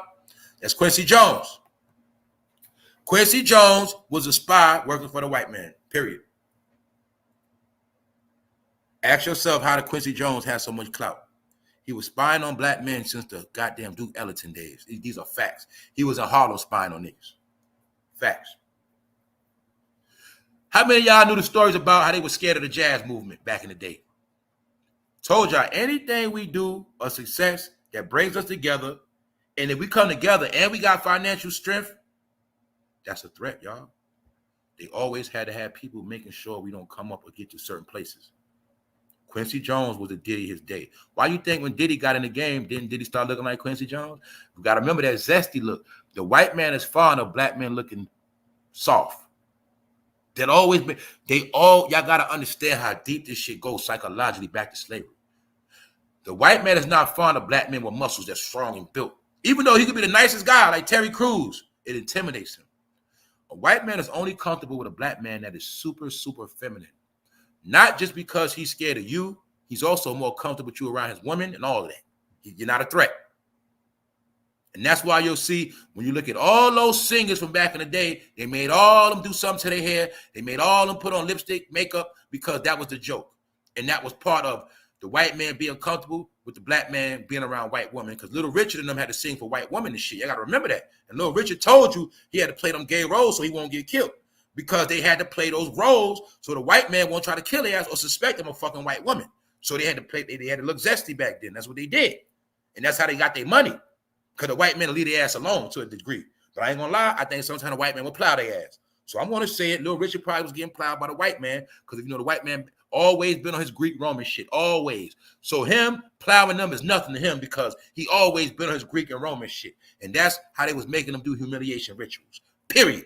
For you to be a black man trusted and around America, going from state to state around all these white people, we have to trust you with this money and with this power, so bend over. All right, that's how they did it. Allegedly. See that? Even when they was dead, Quincy was still putting this shit out, y'all. And he turned them into cartoon characters. This man right here, y'all. I told you, they always finesse black people with pictures. They knew back then, your grandma said, oh, that man, Quincy, he fine. Quincy became an icon of black people for no reason. So I'm going to say it again. Everybody that's black, I don't care who the fuck you are. Didn't you know about Quincy Jones before you knew who Quincy Jones was? Didn't your parents, did your family make sure you knew who Quincy Jones was? Then I'm going to keep showing you how this so-called black program, we was programmed with the shit. We were taught to worship people of greatness that we didn't even know. So we were worshiping them before we even got older. Quincy Jones, Quincy Jones. What did he do? Nothing. He spied on black people. He worked for the white man. He was just a face. But I want to show you how they was using this black man back then to finesse black women and black men back then. It always been like that, because he was the Diddy of his day. See that? Now you see why him and Diddy, they got the same mannerisms? He was the Diddy of his day, y'all. Working for the white man. That's Quincy Jones, y'all. There's no cap. That's him. That's him when he was young, back in the day. And that was when they was that passing for white shit was real. They can play both sides. And you got to remember, back then, the white man was a little bit darker. When they came from Europe, they were more darker. You got to know history. You feel me? So anyway, that's why back in the day, they played the black and white game. See that? You even see from that black and white picture, see that white woman? You will see her complexion is not too far from Quincy shit. See that? White people was darker back then, y'all. There's a science behind all that shit. I'm going to show you something else, too. You'll notice whenever they show them black and white pictures from back in the day, like you know how in the big cities like New York, Chicago, they'll show all the people walking down the block in them black suits and black long overcoats and black hats. They'll never show their face like that. You'll notice that, too. You're also going to notice something about old school back in the day pictures. They always show their face from far away. I broke it down to y'all last year. When they show the native, when they show people back, when they show anything about America from back in the day, they always show you them pictures from far away, because they didn't want you to see the faces, races, because that's the game they was playing back then. America always had multiple races, but the thing is, it was a time in America where all races was getting along. That's what they don't want you to know. You know what I'm saying? And breeding. That's why I say a lot of people in America is not who you think they are, man. This shit really, America has been based on race mixing for at least 500 years. I'm not even lying to y'all. And it has nothing to do with slavery. All right? This is part of that race mixing, which gave birth to what you see today. You see all those little light-skinned boys playing football and basketball on TV, and somehow all these super light-skinned people have been in high favor. It started from back then, y'all. I'm going to be honest, too, man. These guys understood when you mix certain races, you create something else. And I ain't going to go there today, but I'm going to go into it, man. Quincy Jones. You see what he's throwing up with his fingers? Ask yourself, how did Quincy Jones have all this power back then? When black people so-called getting hung from trees and getting chased by the Klan, why did he have all that props? Why he had all that clout? Because they hired him, that's why. The white man would hang the blacks they want to hang, and then the blacks they want to keep in favor, they would use them to their advantage. And this is how the civil rights movement started as well. All right? The civil rights movement was all of the black people that were in control, that knew their place, and knew their job. Their job was to watch over the black community, be their voice. Anytime those black guys get anything smart ideas or rebelling, tell on their ass. That was their job. Why? Because when you got black people with influence back then, and they had money back then, there was a threat back then. So they had to be watched. Don't forget that was also a time we stacked cash in our house under the mattress. Black people had a whole other system of living. And they needed spies to spy on the black community, y'all. That's how it always been. It's like that to this day, and it's always going to be like that. But you got to understand where I'm going with it is Quincy Jones was spying since the Duke Ellington jazz era when he was a teenager, a little boy. All right? That's how you gotta look at Quincy. Look at Quincy Jones like he was under them white people since he was Bow Wow age, little Bow Wow. You get it? That's how long they had him in favor because they groomed him. Because in America was also a thing where America had a big outbreak of orphans, and white people was getting orphans and grooming them and training them to be what they wanted them to be. These are facts. The same way you get a dog, you say, hey, I can make this dog for a blind person. I can make this dog a trick dog, you know, a race dog, a trick dog that do stunts. They knew this shit back then, y'all. Hey, you got to get you a black person and you groom them. You teach them everything white. But you have a black face. Get it? They knew this shit a long time ago. So be going somewhere with it. Back then, Quincy Jones was Diddy of the industry. But he always has been the godfather over this shit. And this is why I was showing y'all Quincy Jones been in bed with Clyde Davis and them for a long time. A long time. You got to understand, man. In order for Quincy to do the shit he did, he had to be sanctioned. Somebody had to watch over these black people. So now I'm going to show you back. Let's rewind. Now you can see the mind of a white man putting all this shit out. Because Quincy Jones was promoting all this death. And he knew a lot of black boys were going to die over this shit. He knew that. Everybody knew that thug life is an imaginary dream. Everybody know thug life mean you're going to die. Thug life mean your ass going to jail. Didn't Boosie start calling himself Tupac? That was not a coincidence. What did Boosie do? Always go to jail.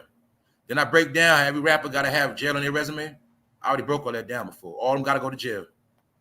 And I'm only talking about this because all this shit is old, rap is dead. But I just want to show you, it was no coincidence Boosie was calling himself Tupac. No, you ain't Tupac, nigga. Not at all. Boosie, how the fuck are you home with about all these fucking felony charges, bro? Y'all always knew the narrative was to promote black men going to jail. And when you call yourself Tupac, that's when they gave you the Tupac blueprint. Period. The same manual book. That's it, man. And there's no coincidence you went from the East Coast to the West Coast, but when you went to the West Coast, a lot of brothers in California got locked the fuck up. And now you home and you free. You good. Come on, Boosie. We know what's up. So anyway, the narrative always got to be black man fucking crazy. Tupac got caught up on those rape allegations. That meant what? The black man always horny. And the black man in thug life always what? Die. What else the black man always do? Fight and kill over women. All those agendas right in your face being pushed. See that? And everything they got pushed, they got paid off that shit. And that's what I was breaking down to y'all about how they work this magic on you. See? They'll get you to buy some shit. The shit you buying, paying for, gonna kill your ass. And plus, after you get killed, they're gonna get rich. That's called killing three birds with one stone. All right? Brainwash you, fuck your life up. Hopefully, your ass die, go to jail. That's another bag. And then we get paid off the whole deal. All right? Y'all understand? That's that pyramid. They got you trapped in a lot of pyramids. So the point is, all this shit was being orchestrated. But being that some people, all they knew is that, like, knowledge that come out of books, a lot of black people didn't understand the reality of how people get evil and wicked and how a lot of things are manipulated. And that's why I keep telling y'all, sometimes a whole lot of things in life are manipulated. It's always been like that. It's always been like that. So when I see Eminem dissing Diddy, and at the same exact time, a woman dropping an article how Diddy put in the fuck was about to put in the trunk and threaten to kill her, and it's all go back to Vibe magazine, I said, yeah, it's a campaign to put Diddy in the ground. And it's going down right now. So back to the East Coast, West Coast beef. Now y'all see clear as day who had their hands in that shit. Quincy Jones got rich off this shit, y'all. And to this day, this is my proof he's turning his back on Diddy because these articles coming out on Diddy, a lot of them have been through Vibe magazine. So that's how we know Vibe is not protecting him. Some of these other platforms been protecting Diddy. Didn't I say that a while ago? I said a lot of these platforms going to be put on blast because they ain't been going against Diddy. That's called what? Losing your credibility. Because even Quincy Jones sanctioned a Vibe magazine to go at Diddy head. And that's why this former Vibe worker put it out there. You know, one day Diddy tried to put me, he threatened to kill me, put me in the trunk. All this shit coming out right now. So they trying to give, and I also said that you'll notice every time Diddy pop out, take a picture, do some shit, next thing you know, they drop some more shit on him. Because they try to let him know, Diddy, no matter what you do, you're not going to come out of this. You're not going to be good. Also, they know they playing with a billionaire. He got money. He can get lawyers. So that's why they're moving strategic against him. And they're creating narratives and campaigns. So my people that know chess, once they make all their moves, it's checkmate. Diddy ain't gonna be able to do shit. So that's why Eminem, look, this New York Post, look at New York Post gassing up. New York Post, the home of P. Diddy. I'll be dissing you. Eminem shades Diddy and more on new album, The Death of Slim Shady. See how they pushing that shit, right? Diddy hometown pushing that shit. Eminem job was to come out and gaslight the whole shit against Diddy. He dissed him on 3 songs. That's not a coincidence. All right, so boom. Like I say, Quincy Jones been the gatekeeper. Diddy became Quincy Jones of his era. But now Quincy Jones is back in position because Diddy is done. Now we're going to get into something else that's trending. This shit is fucking hilarious. Bronny James. Bronny James. I ain't got nothing against Bronny James, but like we got to talk about it on this channel because we talk real. All right. This has nothing to do with Bronny. Bronny's a young man. Common sense, everybody knows the truth. All they had to do was just let Bronny finish out until he get a little better so he'll be ready. We're going to use common sense, y'all. Just because your son got skipped from junior high school to high school, does that mean he's ready for the 12th grade, even though he's 15? It's real simple, y'all. His son is not ready for the NBA. So let's ask a question. Why is it so important for him to play now? Why are they pushing him to play now if he's not ready? Why? It's the same thing as, hey guys, you was grown growing up, but was you ready to be out the house just because you was grown at 17? No. The point is, man, it's about the narrative. LeBron James' son is a sideshow. I said before, I don't know what's going on, man. I don't know if they're exploiting this child on purpose, but it's a lot of dimensions in this. One of the main dimensions I said on the last show, if you watching basketball right now, it is many other young boys shining right now, dropping 25, 30. They doing their thing in summer league. But it's funny because his son been getting all of the clout. But this is my thing, y'all. I'm going to say this shit. This shit is an experiment. Now, y'all know I've been telling y'all about the migrant takeover. The number one place the migrant taking over is in sports, basketball as we speak right now. They drafted 5+ people from France this year. Number one pick last year was from France. The last MVPs were not from this country. I told you the so-called narrative of the black boy playing basketball in the hood and made it out and got rich, that story is dead now. You would never make it out the hood dribbling a basketball, no more. I also said the reason why Bronny is not where he's at because he didn't play in the hood. He's not from the hood. He's not ready. Meaning he didn't get down and dirty for his crown playing regular ball in the court. Regular shit. He just ain't play hard. He's trained to play a certain way. I'm going to say it. They dumbed down American black boys in basketball so they will be irrelevant. And this is the narrative. This is the story right here. You're watching it in your face. Why? LeBron James considered to be the GOAT. How is his son not playing good? Meanwhile, it is other kids playing good right now. And guess what? They made us know. They showed the one boy from the Rockets. I think his dad played. Regular white boy, allegedly. He's nice. And he bust ass the other day. And they let it be known that, hey, his parents played too. So they put this narrative out here that, hey, other kids got parents that play sports too, but they good. This young man, his daddy's LeBron, and he's trash. So it's still a narrative of making the black man look like an idiot because LeBron James Jr. represents the black boy that didn't earn his spot, that is incompetent of playing ball at a high level, even though his daddy's LeBron, and it's showing that he was so dumb, his daddy had to put him in position. Y'all ain't getting the whole picture. It is still black slander, and you will see now Bronny James is being slandered across the internet. It's one thing that happened that's a joke.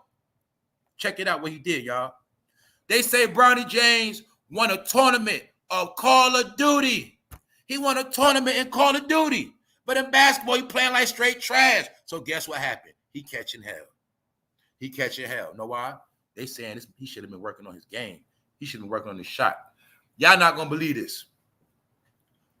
Out of all the drama going on with Bronny James getting bad news, here's how they manipulate the news. Being that he's playing trash in a real tournament, they want to salute Bronny James for winning a Call of Duty tournament on a video game. And they gave him a $10,000 prize, y'all. But they did this shit to give Bronny some type of good news because all he getting is bad news. LeBron, people know the media game now. You got to stop it. I'm going to tell all you celebrities, the regular people see through all shenanigans now, period. So when you're dealing with the people now, you got to be straight up and down.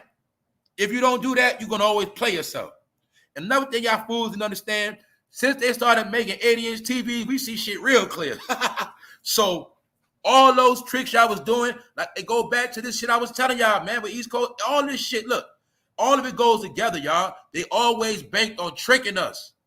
But see, now they can't trick us no more because we smart, man. We see through that shit. So you can't trick us with fake. You can't make us think a boy that can't play could play. We ain't going for that. But y'all not giving him a chance to develop.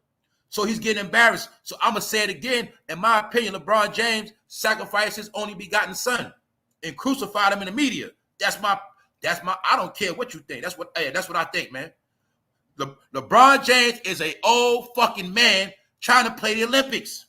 He wants to shine for himself. It's already a fact. LeBron James want to be the first black man, the first man to play with his son. Now, I'm going to say this, y'all. I'm not just trying to talk about race, man. But we got to understand, I see what's going on. I know what this is about. So I gotta bring up the race. Because out of all the players in the NBA, this man you see right here is catching the most hell and being the most disrespected, being the most trolled, and being laughed at. For no reason. All he had to do was keep this boy out the light. Didn't I tell you, when you're a certain caliber, you're supposed to protect your kids. Then I said, this generation, they throw their kids to the wolves. Ask Blue Ivy. Ask Cardi B daughter Culture. This generation specialized on pimping their kids. Rewinding back in the day. You never saw Michael Jordan's son to a certain age. Back in the day, you didn't see, ain't no back. When I say back in the day, before 2020, man, fuck that. It was a time where you protect your kids, you didn't put them on Front Street. But this generation specializes in pimping your kids. When I say this generation, I mean this past 10-year decade. Pimp your fucking kids, period. Don't protect them, put their ass on Front Street. All you had to do was keep that boy in the cut till he was ready, but no, he threw him to the wolves. So now we're going to look at how he been getting trashed. LeBron James Jr. won a goddamn Call of Duty tournament. At least he's making shots somewhere. Y'all know Call of Duty is a shooting game. At least he's making shots somewhere.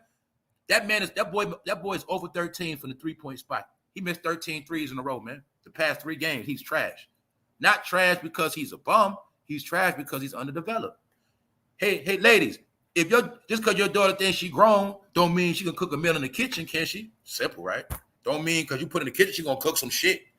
Just because you put your son in the NBA, don't mean he gonna cook niggas. No, he gonna get cooked. We done seen, and LeBron James Jr. shot an air ball. He shot mad air balls. He done got scraped off the dribble, bust his head. Oh, he getting embarrassed, y'all. I feel bad for the boy because I think he's a good dude. But I also know this. He might bear all the sins of his father, and his life might be fucking hell, too. I know how that worked, too. So, look. This is the internet destroying Bronny. At least he's making shots somewhere. At least the dude good at something. They might hang a banner next to this. You see that? Trolling him. They saying he's so trash in basketball, but he good in video games. But what they don't understand, this is how dumb LeBron is. What the powers that be is really saying, if your son put as much energy into basketball as he did Call of Duty, he'll be better. Told y'all, man, all of this shit is subliminal messages of trolling. Only people that, all the people that know about subliminal messages in the unseen world, and that's everybody that's laughing and running this whole shit right now. Y'all that sleep and don't get shit, everything going over your head. You ain't getting it. But that's what I'm telling you. All these slander campaigns in your face. The slander campaign of Bronny James is he's a fucking bum. He can't play. He don't deserve to be in the league. But then again, he's so fucking good, he can play Call of Duty. Shit, he's nice. So they saying it's common sense. To be good in a video game, it takes time. Anybody know to beat a video game, it takes time. So therefore, the proof is in the pudding. They're saying if he would have put as much money or much energy into his game as basketball, he would have been better instead of putting his time into Call of Duty. So to make Bronny give some type of good news, they gave this boy $10,000 for winning the damn tournament in fucking video games. In his first 3 Summer League games, including 2 in the California Classic, Bronny is averaging 5 points on 23% shooting. That ain't even 50%. That means he's missing all his goddamn shots. 4 rebounds and 1.7 assists. Then I wanted you to see what they put under it. Subliminal messages. That's why I circled it. Related. Number 1 pick, Zachary Richardson, trending for breaking opponents' ankles. Meaning, you don't even know what that is, but he the number 1 pick. You know about Bronny because of LeBron. He got drafted 55. The number 1 draft pick ain't even being spoken about. But in this article, you'll see number 1 draft pick busting ass. He breaking motherfuckers' ankles. So I want you to see this how the media work. Trash LeBron James Jr. In his first summer league, he ain't get no points. See, trash LeBron James Jr. Then under it, put the motherfucker that's really shining. See that? That's how you do it. Then you click on that, you find out who the real number 1 draft pick is, who the real ball player is. It's not about him. It's a whole. I've been watching the summer league game. It's a lot of young boys that's nice right now, way better than him, but they ain't talking about them. That's why people mad and they say, "Yo, there's some bullshit going on. It's a sideshow because this shit ain't right now. At this point, it's not even right because he's actually taking away shine from the people that's actually playing." But let's get back to the Bronny disses. Too bad for the shots that matter don't hit. Too bad the shots that matter don't hit. See that? They say he hit them shots on Call of Duty. Bang, bang, bang. They say he killed everything on the screen. But when it comes to shooting that basketball, air ball. At least he making shots somewhere. Too bad the shots that matter don't hit. What else they say about Bronny? We're going to ignore that Bronny living out the plot of Space Jam 2. Told you, man. People not stupid. People not stupid, LeBron. Everybody know you own the media. Everybody know you got ESPN in pocket. Everybody know this. Don't forget, y'all, Skip Bayless is leaving. I dropped the video last night, too. Skip Bayless is out of here. He's out of here. Skip Bayless is gone, y'all. The show has crashed. Period. And there's no coincidence Charles Barkley and them leaving the air, too. Everything has changed, y'all. Skip Bayless is from the era. You say whatever you want on TV. They not letting that happen no more. They dead and all that shit. Point of the matter is, let's get back to Bronny. So we're going to ignore that Bron and Bronny living out the plot of Space Jam 2. Told you, cartoon character shit. How many of y'all know that? What this man said right here. LeBron and his son is trying to live out the plot of Space Jam 2. But ain't it funny how they always had these GOAT debates with LeBron and Jordan? But why the fuck did LeBron put out a fake-ass Space Jam like Jordan? Why did he do that? If I was not trying to be like somebody, why would I wear number 23? Why would I keep trying to put a movie out like him? I think the white man created LeBron James to destroy Michael Jordan's legacy, man. That's what I think, man.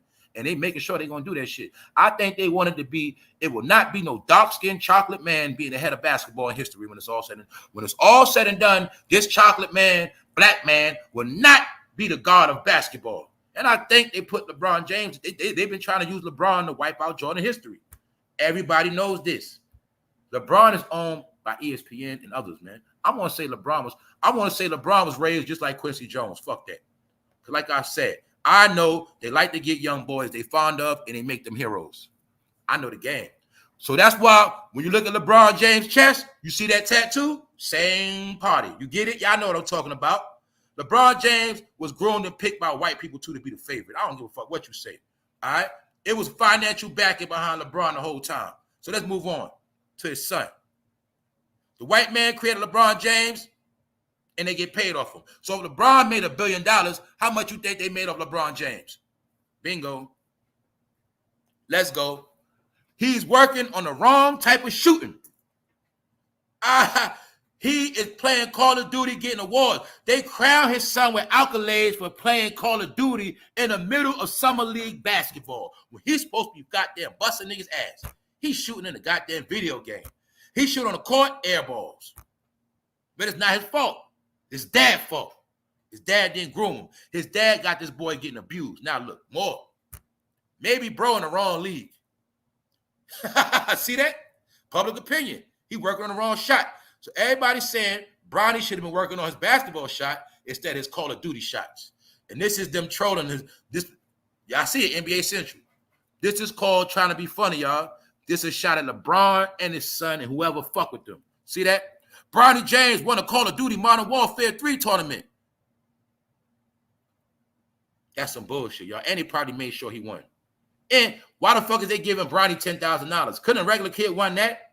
Y'all see what's going on. This shit ain't gonna pan out right. It is many. I heard parents talking about this shit. I heard a lot of people know what's going on. They saying this shit is not right. It's not right what LeBron is doing to his son. It's not right his son gets favored. He's a bum. All of this shit don't make sense. But we're gonna leave it at that. I want to tell you what it is. I heard somebody say it on the radio yesterday. LeBron James' son is used as a sideshow. On this channel, I broke down last week what a sideshow is. A sideshow is nothing but goofy shenanigans, a bunch of BS that has nothing to do with the above agenda at all. This has nothing. Bronny James has nothing to do with the Lakers winning, getting a championship. It has nothing to do with none of that. It's about jersey sales, viewership, humiliation, and proving a point that black men in America can't play basketball no more. I'm gonna say it. Why? Nobody else gonna say it. So when I'm on this channel, I'm always gonna say what nobody gonna say to my people. Bronny James is being used to embarrass black boys in basketball, proving a point that they can't play no more. A lot of draft picks came from other countries. And I'm going to leave it at that. Also, the American USA team, all of the old heads going to get embarrassed this year. Remember what I told y'all. I'm talking about LeBron, KD, Steph Curry. They're going to embarrass them. Joel Embiid, they're going to embarrass them. Know why? They old heads playing Olympics. Them niggas don't play defense. They lazy. And I saw yesterday, they almost lost. They're going to lose, y'all. Let's go. Bronny been getting trashed. So now we see what? Bronny is nothing but hype. He can't play, y'all, because his daddy wouldn't let him develop. LeBron James, you ain't shit on this one, bro. Your son is getting crucified, and you overseas in Olympics playing around. You're not even with your son while he getting trashed, LeBron. You're not even with him. You trying to be on the Olympic team. That's why I said, y'all, something with this shit ain't right. I feel like LeBron is sacrificing his damn son, man. It's not right, y'all. So let's go back. Recap. First of all, does Diddy not look like a fucking demon in that picture? Well, the woman claims that Diddy didn't want this picture to go out, and he threatened to kill her. Even though the Vibe magazine is the #1 magazine that was gassing the whole East Coast, West Coast beef, and the Vibe magazine was the main magazine that sponsored Biggie dying, the Vibe Party. You see how a lot of people on the internet, when people die, they run to make that topic, that video? Well, that's what they did back then, Quincy Jones. When somebody died, they were making that cover. Get it? Getting rich. That's how it went down, y'all. So I'm just showing you. I think they made more money off the damn magazines than rap. Magazines was going platinum back then in 1 month. So look at it like every magazine that came out sold 10 million copies in 1 month. This is how Quincy Jones and them got rich. This is how they were pushing the beef. So when they kept telling us, it was the media that hyped up the beef. It was the media. No, it was the Vibe. It was y'all motherfuckers. The Vibe did that shit. Why? They were specifically going to interview him in prison. Then go get Biggie and Pac, put them on the couch while Pac in prison watching that. Meanwhile, they still gaslighting shit. Meanwhile, they all getting rich. So we also can look at it in hindsight too, for a fact now too. What else happened? Well, we could clearly see when Pac was in jail, he wasn't touching his money. That means they was getting rich on Pac while he was in jail as well. Then what happened? Then they told us about Pac had to get out signing a contract on a piece of paper. But they was able to come interview him in jail though, but they couldn't get him no real contracts. You get it? See how it sound bullshit? Can't trick me, bro. And I know the game. The same way he wrote his name on paper, the same way his lawyer could have came in with the fucking record deal contracts. That's why I say you ain't gonna fool me no more. There was a lot of bullshit going on, y'all. A lot of bullshit. Didn't they tell us Tupac knew a lot of people? Didn't they say Tupac was with Jasmine, Guy, all these other people, right? That's why I said we're gonna come out of fantasy land. Niggas grown now, man. They told us that, right? Let me read the chat, y'all, because I ain't been looking at the chat. I've been cooking up. Hold up. Then we hear the stories of how Tupac was he was down with all these celebrities, and all these celebrities had love for him, right? So what happened? My point is, why nobody got Tupac a lawyer while he was in jail already? Why nobody got him entertainment lawyer in the contract, and they could have got all that shit done in jail, regardless. That deal he did with Sugar allegedly did not have to be done on no piece of paper. Y'all get where I'm going with it? When you in jail like Pop was, and you got a deal on the table, this man had enough time to get the contracts, study them shits in his cell, all that. All that. Have his lawyer look over them. But they wanted to put it out there like Tupac was a nobody, because he kind of was when he was locked up, because when Tupac got locked up, that's really when they broke his ass. I'm going to say this too. Now we know about the rituals they do. Tupac was rebelling on them. I said it. In my opinion, Tupac was trying to finesse them. He was trying to do for his people, but he was trying to use the industry to do that shit. And he was playing around with them. I'm going to say that. So the first time when they tried to kill his ass in New York, that was his first warning. After that, his other warning was his ass in jail. But then we were going to see something. We'll see after Pac got shot, then he went to jail. So when he come out, he got all these deals on the table. Hella deals. Movies, he just get to it. Because I think when he was in jail, that's when they broke his ass. And he got down with the program. Get it?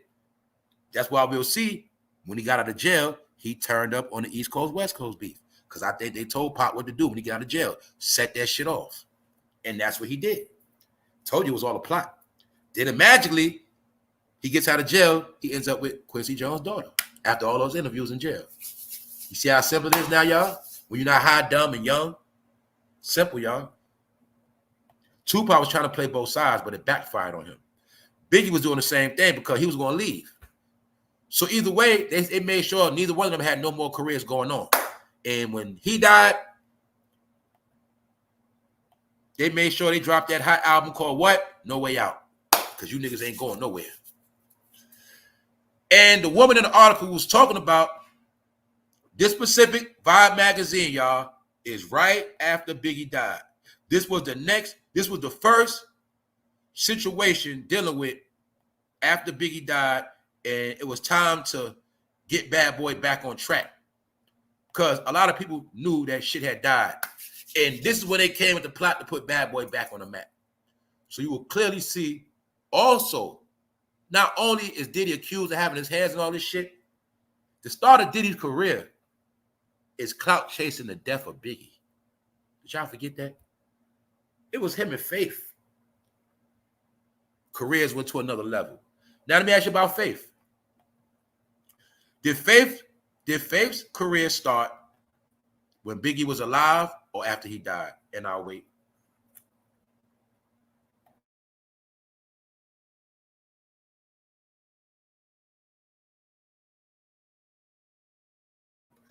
Was Puffy doing a lot of rapping on tracks before Biggie died or after? Thank you. Thank you. Might say anything. Thank you. It was all a plot, y'all. It was all a plot. It's all a plot. So my point is, right after Biggie died, this was the rollout campaign for that next year. We about to do our thing, y'all. Let's go. No Way Out. Come on, Jada, write those raps. Come on, Kim. Let's go. D-Block, y'all ready? Let's go. That's when it started. That all about the Benjamin shit. You feel me? This is the rollout. So that means they understood in order for Bad Boy to sustain, they had to start capitalizing off that Biggie death. And that's what they did. That's why the first song was what? I'm Missing You. But they wasn't missing him. Then they had the Locks do what? We'll Always Love Big Papa. Remember? But that was their way of branding themselves in the game. And that was more Bad Boy money. Capitalize off Big Death. Boom. Let's go. That's what they was doing. Get it? And Faith never looked like she was sad. And you'll see somehow they was always tight because the powers that be knew what this picture meant. This was the one and the two that got the job done, all right? Faith fulfilled the whole shit. That's what happened. Faith was the one that connected the dots between Tupac and Biggie, man. That's what happened. Because Biggie ain't had no faith and Tupac ain't had no faith. So therefore, Faith played both of them. And that's what happened. Because they didn't know that this man and others behind the whole shit. This is what I was trying to show y'all. See, y'all be talking about the Illuminati and studying all that shit and talking all that thing, but y'all don't know how they work. That's the whole key. Y'all do not know how they work. Y'all just know about them, but you don't know how they work. So therefore, you didn't understand that these people, they don't just use compass and square. They measure your whole fucking life out and everything you're gonna do. Your whole life is measured. So the whole point is this. This is what started the media mogul, and it's what took to the next level. So we're gonna ask again: is it a coincidence that Faith ended up with Stevie J? Is that a coincidence? That Stevie J made all of, and don't forget the No Way Out album is when Stevie J and them did their first big work. All about the Benjamins. That's what I'm trying to tell y'all. That album Diddy did No Way Out, what it was called, Puff Daddy and the Family. That's what Family put that album together after Big was dead. Give me 1 second.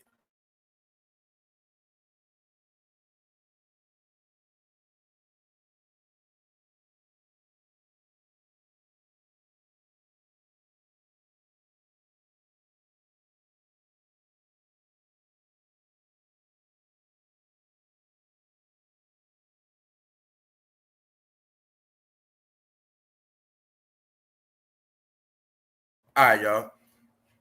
Who up in here? So it's a coincidence? He got killed at a vibe party. Look how Diddy looking. Don't Diddy look shady? Don't Biggie look baffled? Telling y'all, man, this is what I was telling y'all with that false reality shit. Whole time Biggie in the party, let's think back, y'all. Killer's setting up outside the whole time, man. Killer's getting in position, getting ready. He in there chilling. Don't know what's going on. Look how, let's ask another question. I love going into this shit because it's so clear. Who goes to a party and sit like that? If that's a party, don't it look like Diddy is babysitting Biggie? Why they sitting so close? And Stevie J was at that same table. Biggie had no clue what was going on, man. And he just kept trying to get him to come to Cali. See that? Little do Biggie know if he would have never went to Cali, the whole plan was down the toilet. See that? This shit tripped me out because all this shit was a movie, man. All of that shit. Mr. Quincy Jones behind the whole shit. And Quincy Jones played in our face for decades, man. Like he had love for black people. What did Quincy Jones ever do for black people, man? Please, somebody tell me. This man been around before our grandmothers was born. You know what I mean? What's up, punches, man? What did he do? Hold up. Biggie looked like he don't want to be there. It's a fact. He didn't want to be there. Hold up. Biggie look uncomfortable. Facts. Used to see Little C's in the liquor store on Bergen in Washington. Yeah, he always in the hood. He probably in the hood right now. He ain't never go nowhere, bro. He ain't never go nowhere. He did. Shit, Biggie was writing their raps. He wasn't no rapper anyway. Biggie had to hold the weight of the whole Junior Mafia. They was all bums. He had to hold their weight. Make sure they ate. Make sure they had clothes on their back. Make sure they smoked blunts. Make sure they made the show. They was his fucking sons and daughters, man. That's what they was, man. So I don't respect them no more neither. They clowns. All of them was clowns. Shit, man. Biggie was taking care of all them niggas. How we know that? When Biggie died, they ain't do shit. That's how we know. And Lil' Kim never been on her own. When Biggie died, Diddy put under the arm. Come on, girl. Then Jay-Z put, come on, girl. When Biggie died, the vulture swooped down on his whole fucking clique. His whole family, they swooped down on him. Even his mama. All right? Diddy put his mama in pocket, paid off. She turned her back. Miss Waters never wanted to know who killed her son for real. Now that she got that $10 million, she was straight. Remember that. Miss Waters been accepted the fact that she would never fire her son's killer. She said, just give me the money. I'm okay. Yeah, she good. And then we also had to prove that what? Miss Wallace was quiet the whole time until that casting video came out. I said, y'all, that casting video made people have to come out and go against him because they were all going to still try to protect Diddy. So look, now we know. We see the plot. It's not a coincidence. This is the album that come out. What? Right after what? While this album coming out, Pardon me, this cover is the cover to go with the album, No Way Out. So that is coming, that goes exactly with this. Getting it? Biggie dead. So then we're gonna drop this motherfucking cover to let these motherfucking rappers in New York know, don't fucking play around. From now on, you niggas better follow chain of command. When you fucking told what to do, you better do that shit. And you see it right here. That was the cover to let them niggas know. The good, the bad, the puffy. What's good. Feel me? It was showing you right there. We didn't get it, but them Hollywood industry rap niggas got it. They got it clear. They knew they could be next. So that's what that was all about, y'all. We see it now. And don't forget, this was sanctioned by Quincy Jones. He said, yeah, I like that cover. Put that one out. That one right there. And that's how this woman was almost allowed to get killed. Because, see, Diddy wanted to see the cover before it went out, but they wouldn't let him see it. He wanted to manipulate that shit after he took the picture. He knew what the fuck he was doing. Bad boy, what you gonna do? Yeah, I killed Biggie and Pop, so what? What you gonna do? Get it? Bingo. Right in our face, man. And it's not a coincidence. Tupac was with Quincy's son, Quincy's daughter. So I'm just gonna say, to sum it all up, Quincy Jones was manipulating the whole shit behind the scenes with Clyde Davis and the rest of them. And they had all the key players right where they wanted them. Let's explain it and give clarity. Boom. Quincy Jones called to the people and told them straight up, we got Tupac. All right, I got Tupac. He at my house right now. I got him in position. My daughter got him under a spell. Boom. Biggie. He don't even know what's going on. All right. We use faith, but he got on the faith. But now we turn a little Kim against his ass in Junior Mafia. That's how we're going to get him. All right. Charlie Baltimore was his main priority, and he had other things he had going on. He didn't give a fuck about Junior Mafia no more. So Diddy slickly was smart and paid off Junior Mafia. Get it? So this is what happens. We hear the story of what?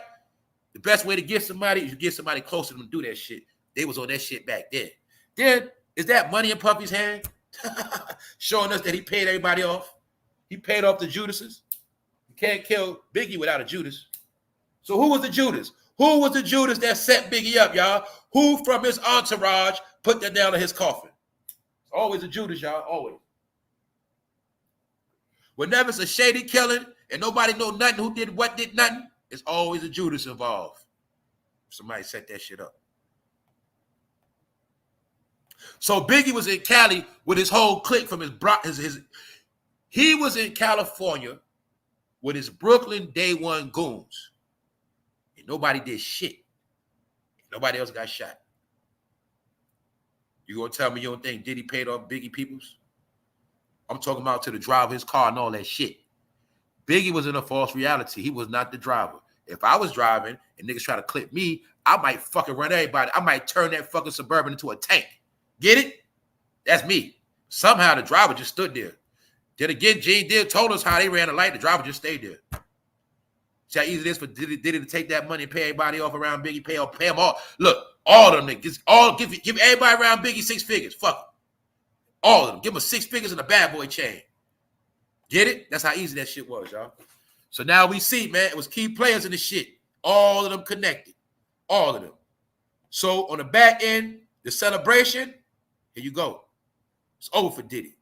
And there's no coincidence. After this, Eminem started dissing his ass. Who else been dissing the fuck out of Diddy the whole time? 50 Cent. 50 Cent understood the East Coast rappers was blackballing him, trying to destroy him. Diddy and the boys. So that's why he had to run to Cali. And when he went to Cali, he went under a different chain of command. That's what happened. The chain of command on the East Coast was Diddy, Jay-Z, Russell Simmons. 50 had to go to the West. Why? 50 was banging out with Ja Rule. That was Russell Simmons' money.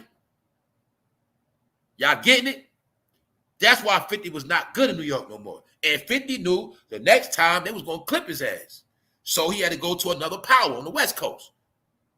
Even though they're on the West Coast, their power was equivalent to Diddy and the rest of them. So 50 understood he had to have backing. This is what I was trying to tell my people from New York. You could be from New York all day, but if you don't have no outside connections, you ain't really going to be able to do too much in New York. It always been like that. Always. See, when you from New York and you know people out of town, you never had a problem getting a gun. When you knew people out of town, you never had problems getting a lot of shit done or making extra money. See? It's old shit. They knew that back then. So the point is this, 50 knew that, man. If I stay in New York, man, I'm going to die. These niggas ain't going to let me eat, and I ain't going to get nowhere. They all going to sabotage me and be against me. He had to go to another form of power that was equivalent. Jimmy Iovine. So y'all see Dr. Dre and Snoop Dogg, I see Jimmy Iovine because he's the real muscle. He's the real power. He's the one that made Snoop Dogg, Dr. Dre, Eminem, and the rest of them. This is what I told y'all when I first came on here. You worship them, but they worship Jimmy Iovine. When they see Jimmy Iovine, them niggas get on both knees in the prayers and say, yes, sir, what you need? That's how it works, y'all. So until you understand that, you'll never understand your whole reality being controlled. Because you listen to them, but he controls them. And whatever he say, that's what they gonna do. What they gonna do, that's what you gonna do. And that's how your whole life been, following that rap shit. Get it? Sum it all up, man.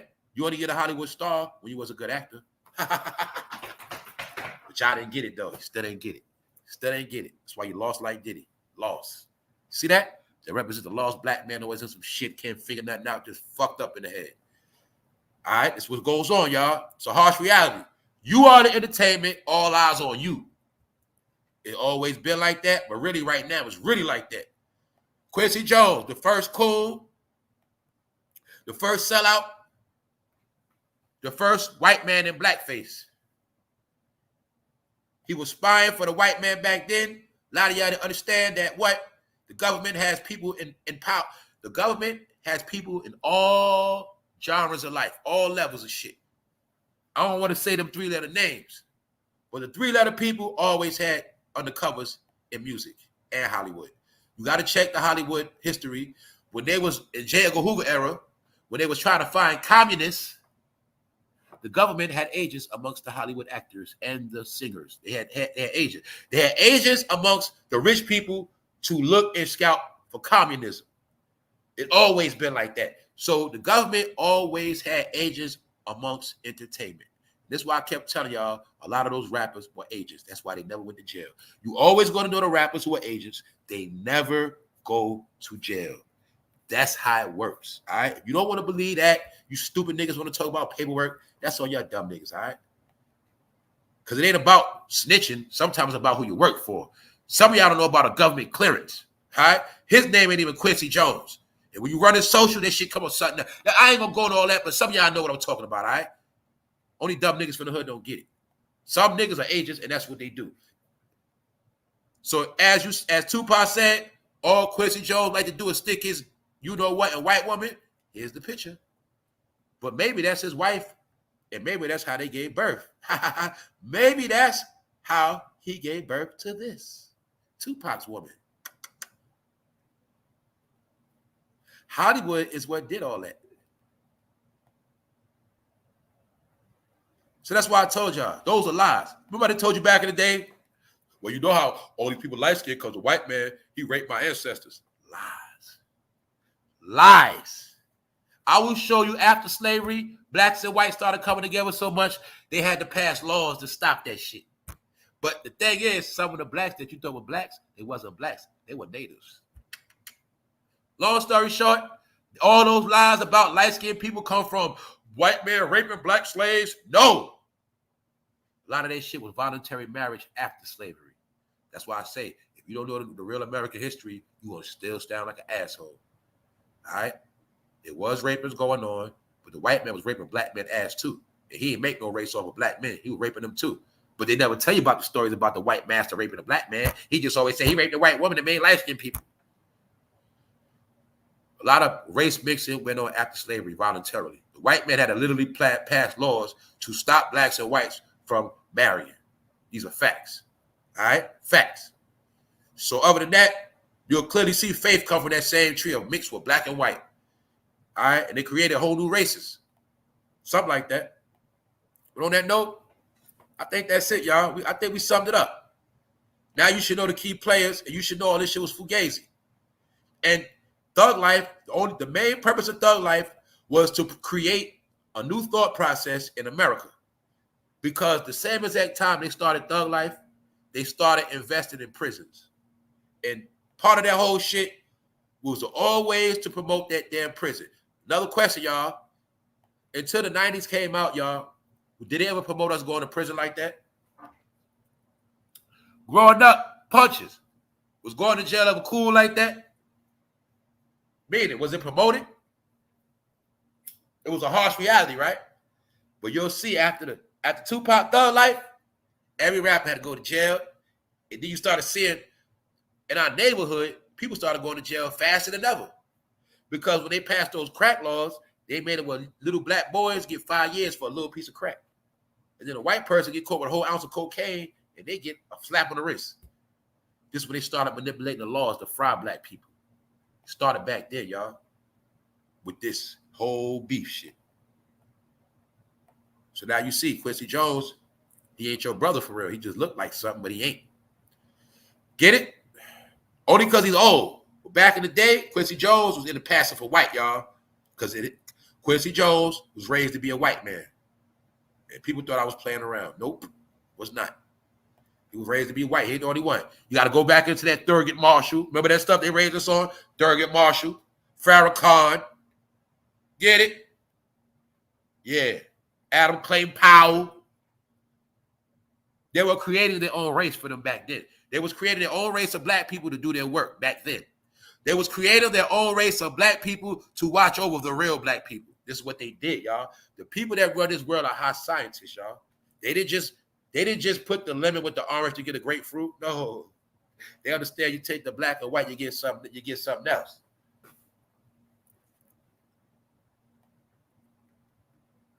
Yeah, Quincy been zesty. Don't forget, y'all, Quincy also threw dirt on Richard Pryor while he was dead. Quincy always specialized in trashing black people. How we know that? That motherfucker put that vibe out. That's how we know. After they died, he still was trolling their ass. Look who he trolling, y'all. Jam Master Jay, Tupac, Biggie. Made them as cartoon characters standing in the graveyard. That's really disrespectful. And that's called him making money off the dead. That's what he was doing. He ain't shit, y'all. He's a devil. Witchcraft. That's why they always talk about how he helped Michael Jackson, but that was a wicked-ass album, nigga. You helped make Thriller. Thriller's a demonic-ass fucking song video. You was with that shit. I think this nigga was into witchcraft and all that shit, man. Facts. So guess what, black people? You was in the church. But a lot of y'all can't fathom that your people and some of your people just straight up doing witchcraft, straight up. With no shame or nothing. Y'all never got that through your head. So how could all black people be the same? Well, some black people are spiritual, into, religion, church. But on one hand, you got black people that's into Greek stuff, witchcraft, yoga, everything else. How are we all the same? You're only the same when y'all share the same culture and beliefs. You ain't the same because of your fucking color. Hopefully you getting it. On that note, we're about to get out of here. And don't forget, they're using Eminem to put the nail in his coffin, and Bronny James gets slandered as well. So I already told you, if it's not for certain people in the news, it ain't no news. The whole world is trolling Bronny James for winning $10,000 prize. He won a $10,000 prize, y'all, at Call of Duty Modern Warfare. And they said that's the only place he's good at shooting.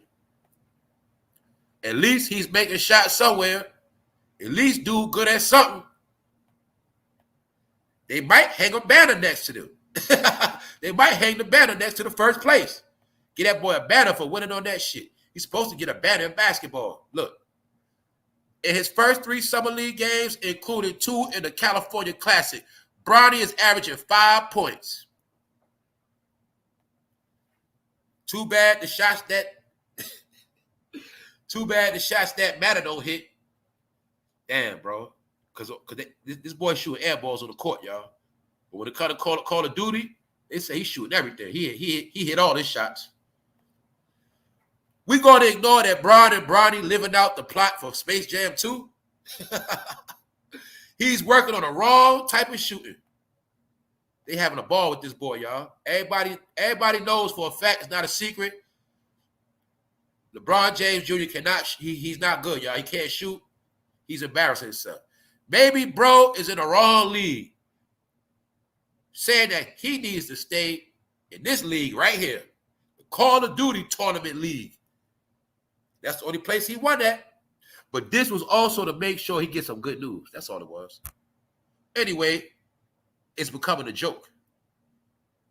These are just the ones I showed y'all. This shit going on all over the place. Maybe bro's in the wrong league. But it's sad, because I'm going to say it. I think he's a good dude, man. But I think his daddy sacrificed his ass to be embarrassed. I don't know what this shit about, but that's what I think. Ain't no way in hell you, LeBron James, would have let your son get embarrassed like this. You knew goddamn well your son wasn't ready. They also are now talking about Bronny is going to play in the G League. All right, y'all. So now it's all out the bag. What's up, Sarah? What's up, Doc Migo? What's up, Callie? C-Mills, Nia, what's good? It's out the bag, y'all. It's all embarrassment. Bronny James Jr. can't play. Diddy is getting fried. Crucified. And that's it.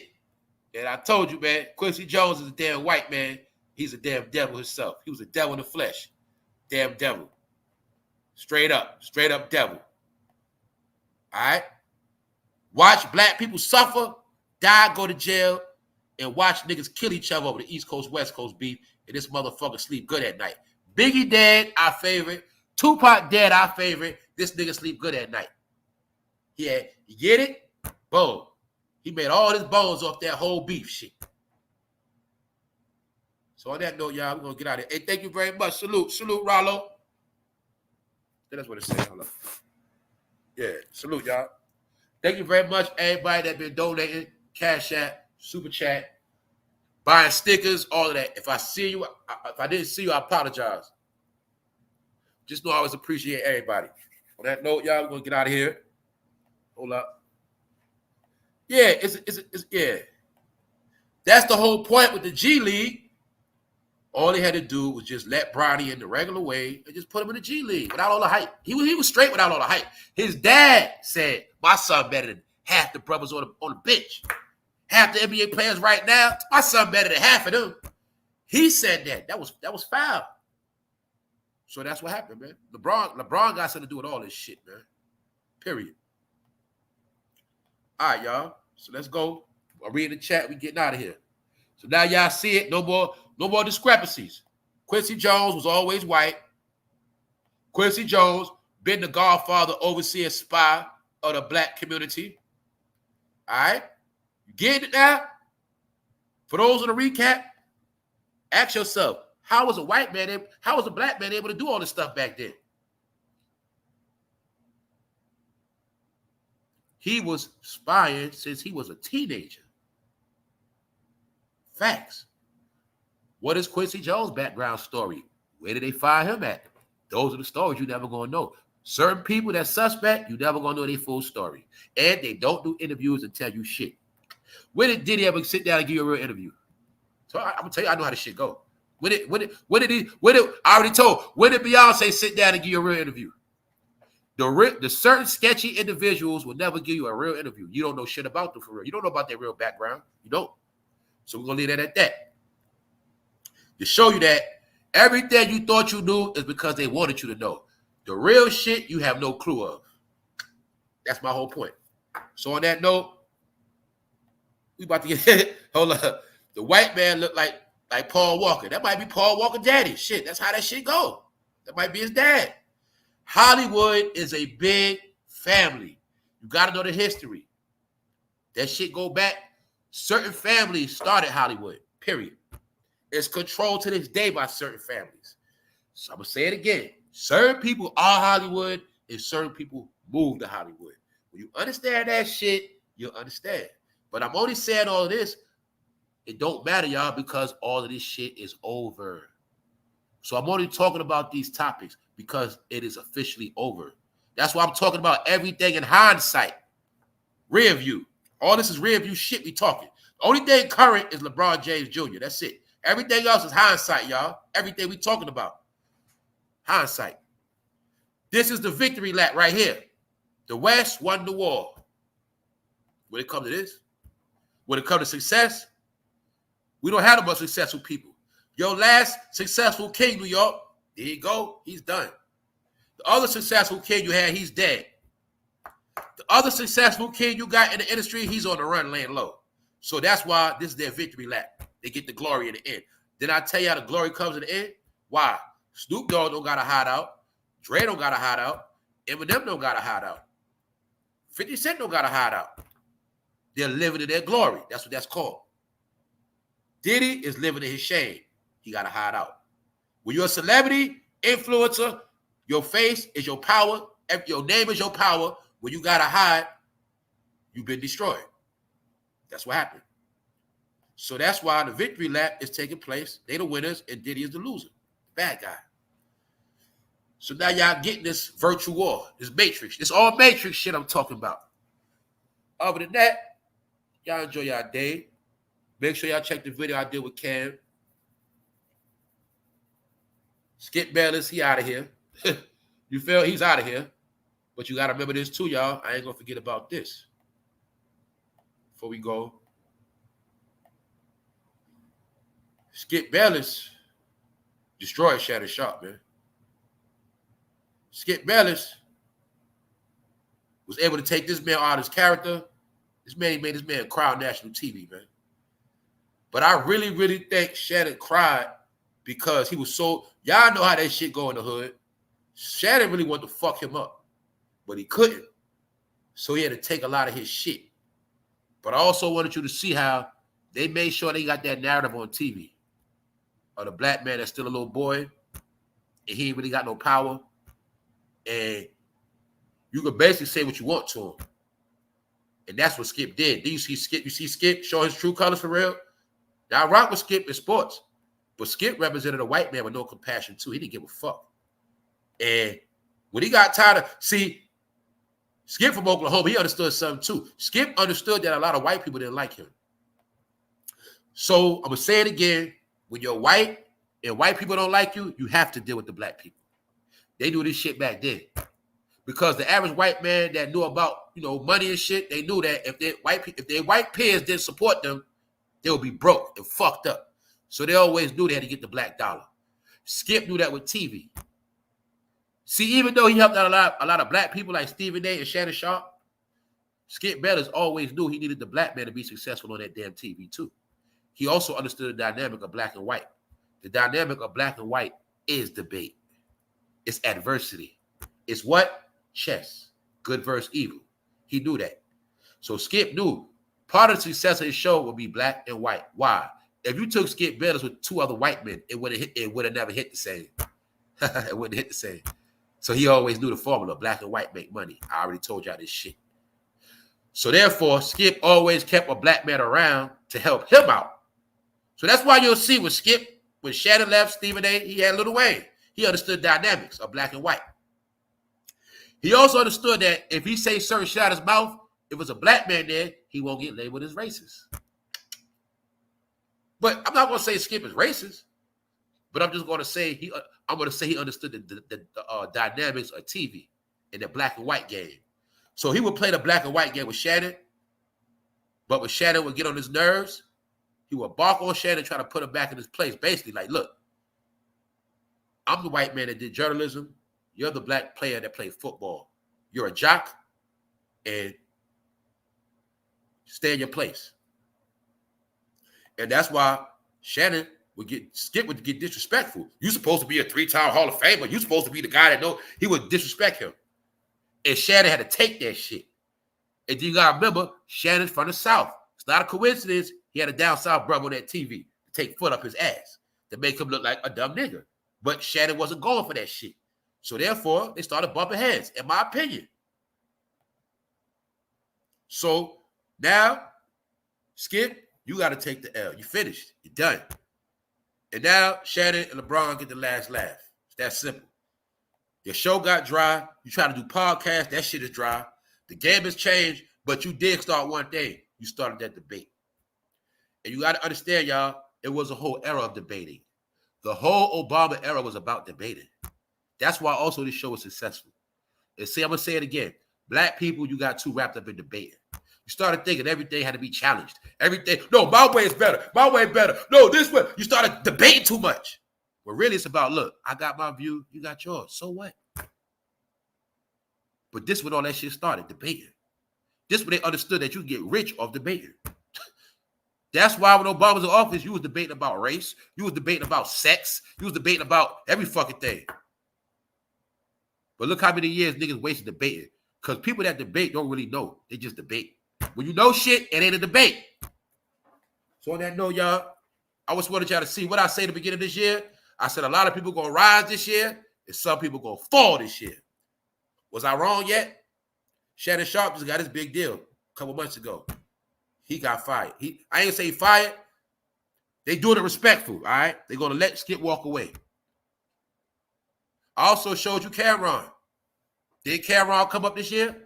And he started taking over the internet. Certain people gonna come up this year. Certain people gonna fall. I already told you that. Down to the election. What's going on with Joe Biden? They said Joe ain't sounding too good. He ain't looking too good, right? All right, say no more.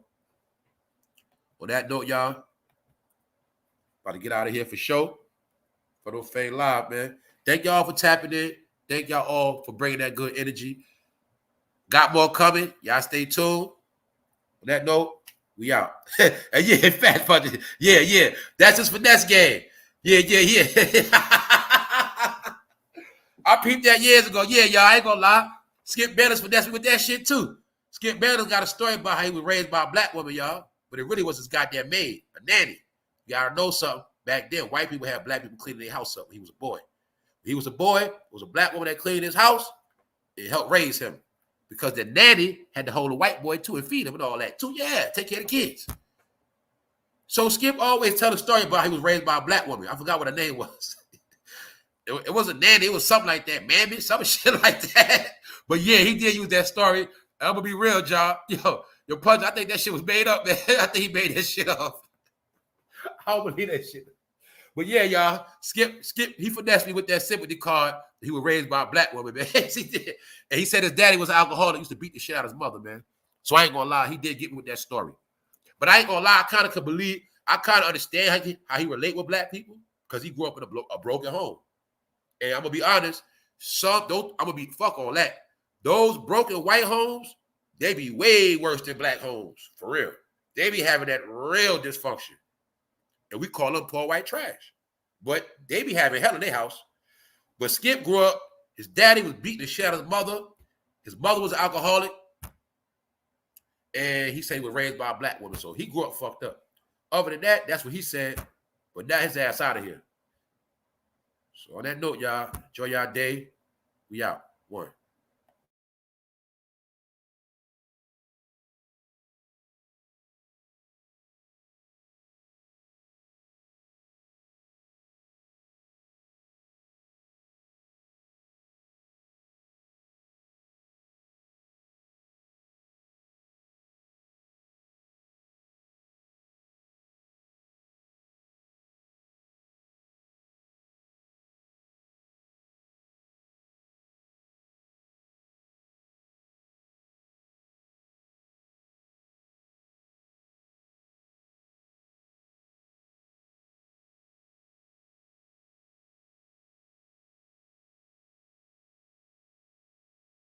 Yo, y'all funny.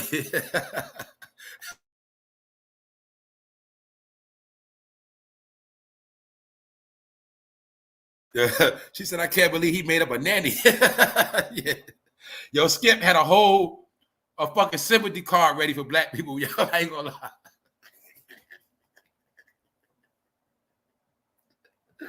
Yo, he said he was raised by a nanny, Aunt Jemima back in the day, man. And she taught him about blackness and stuff. He said she was to discipline him too.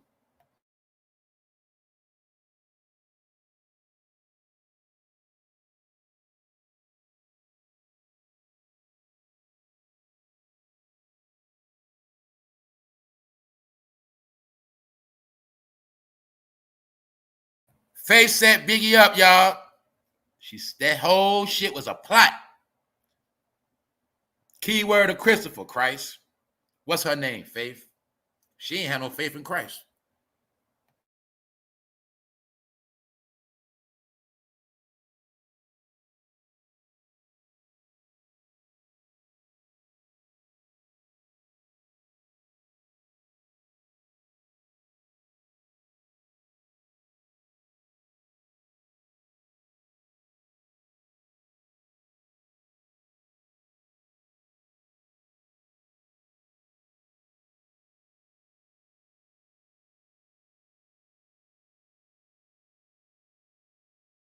You now can see how these magazines were setting the stage. They were pushing narratives. See it clear as day. Connect the dots. They were keeping it going. See it? Keeping it going. They know we were smoking them blunts, getting high, playing that rap music in the crib. They know we was going to be watching all. They know we was going to be wrapped up in all this shit. And that's what we did. Little do we know, it was a master plot. They knew it was going to be a grand opening and grand closing. Quincy Jones and them knew the whole shit. What was the grand closing, y'all? The Vibe party. The grand opening was Vibe magazine. Getting it started.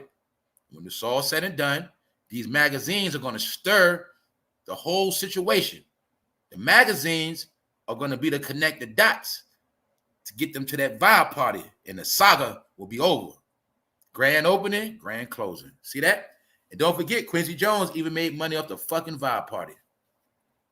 Told you people they know how to kill two birds with one stone.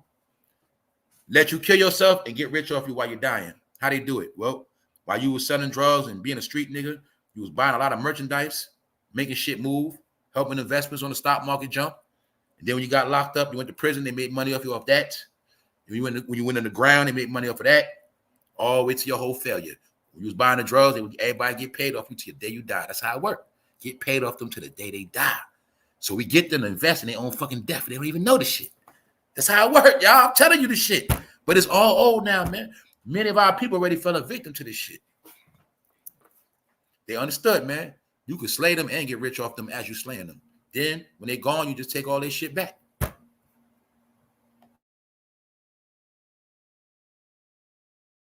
Man can't get his freedom back.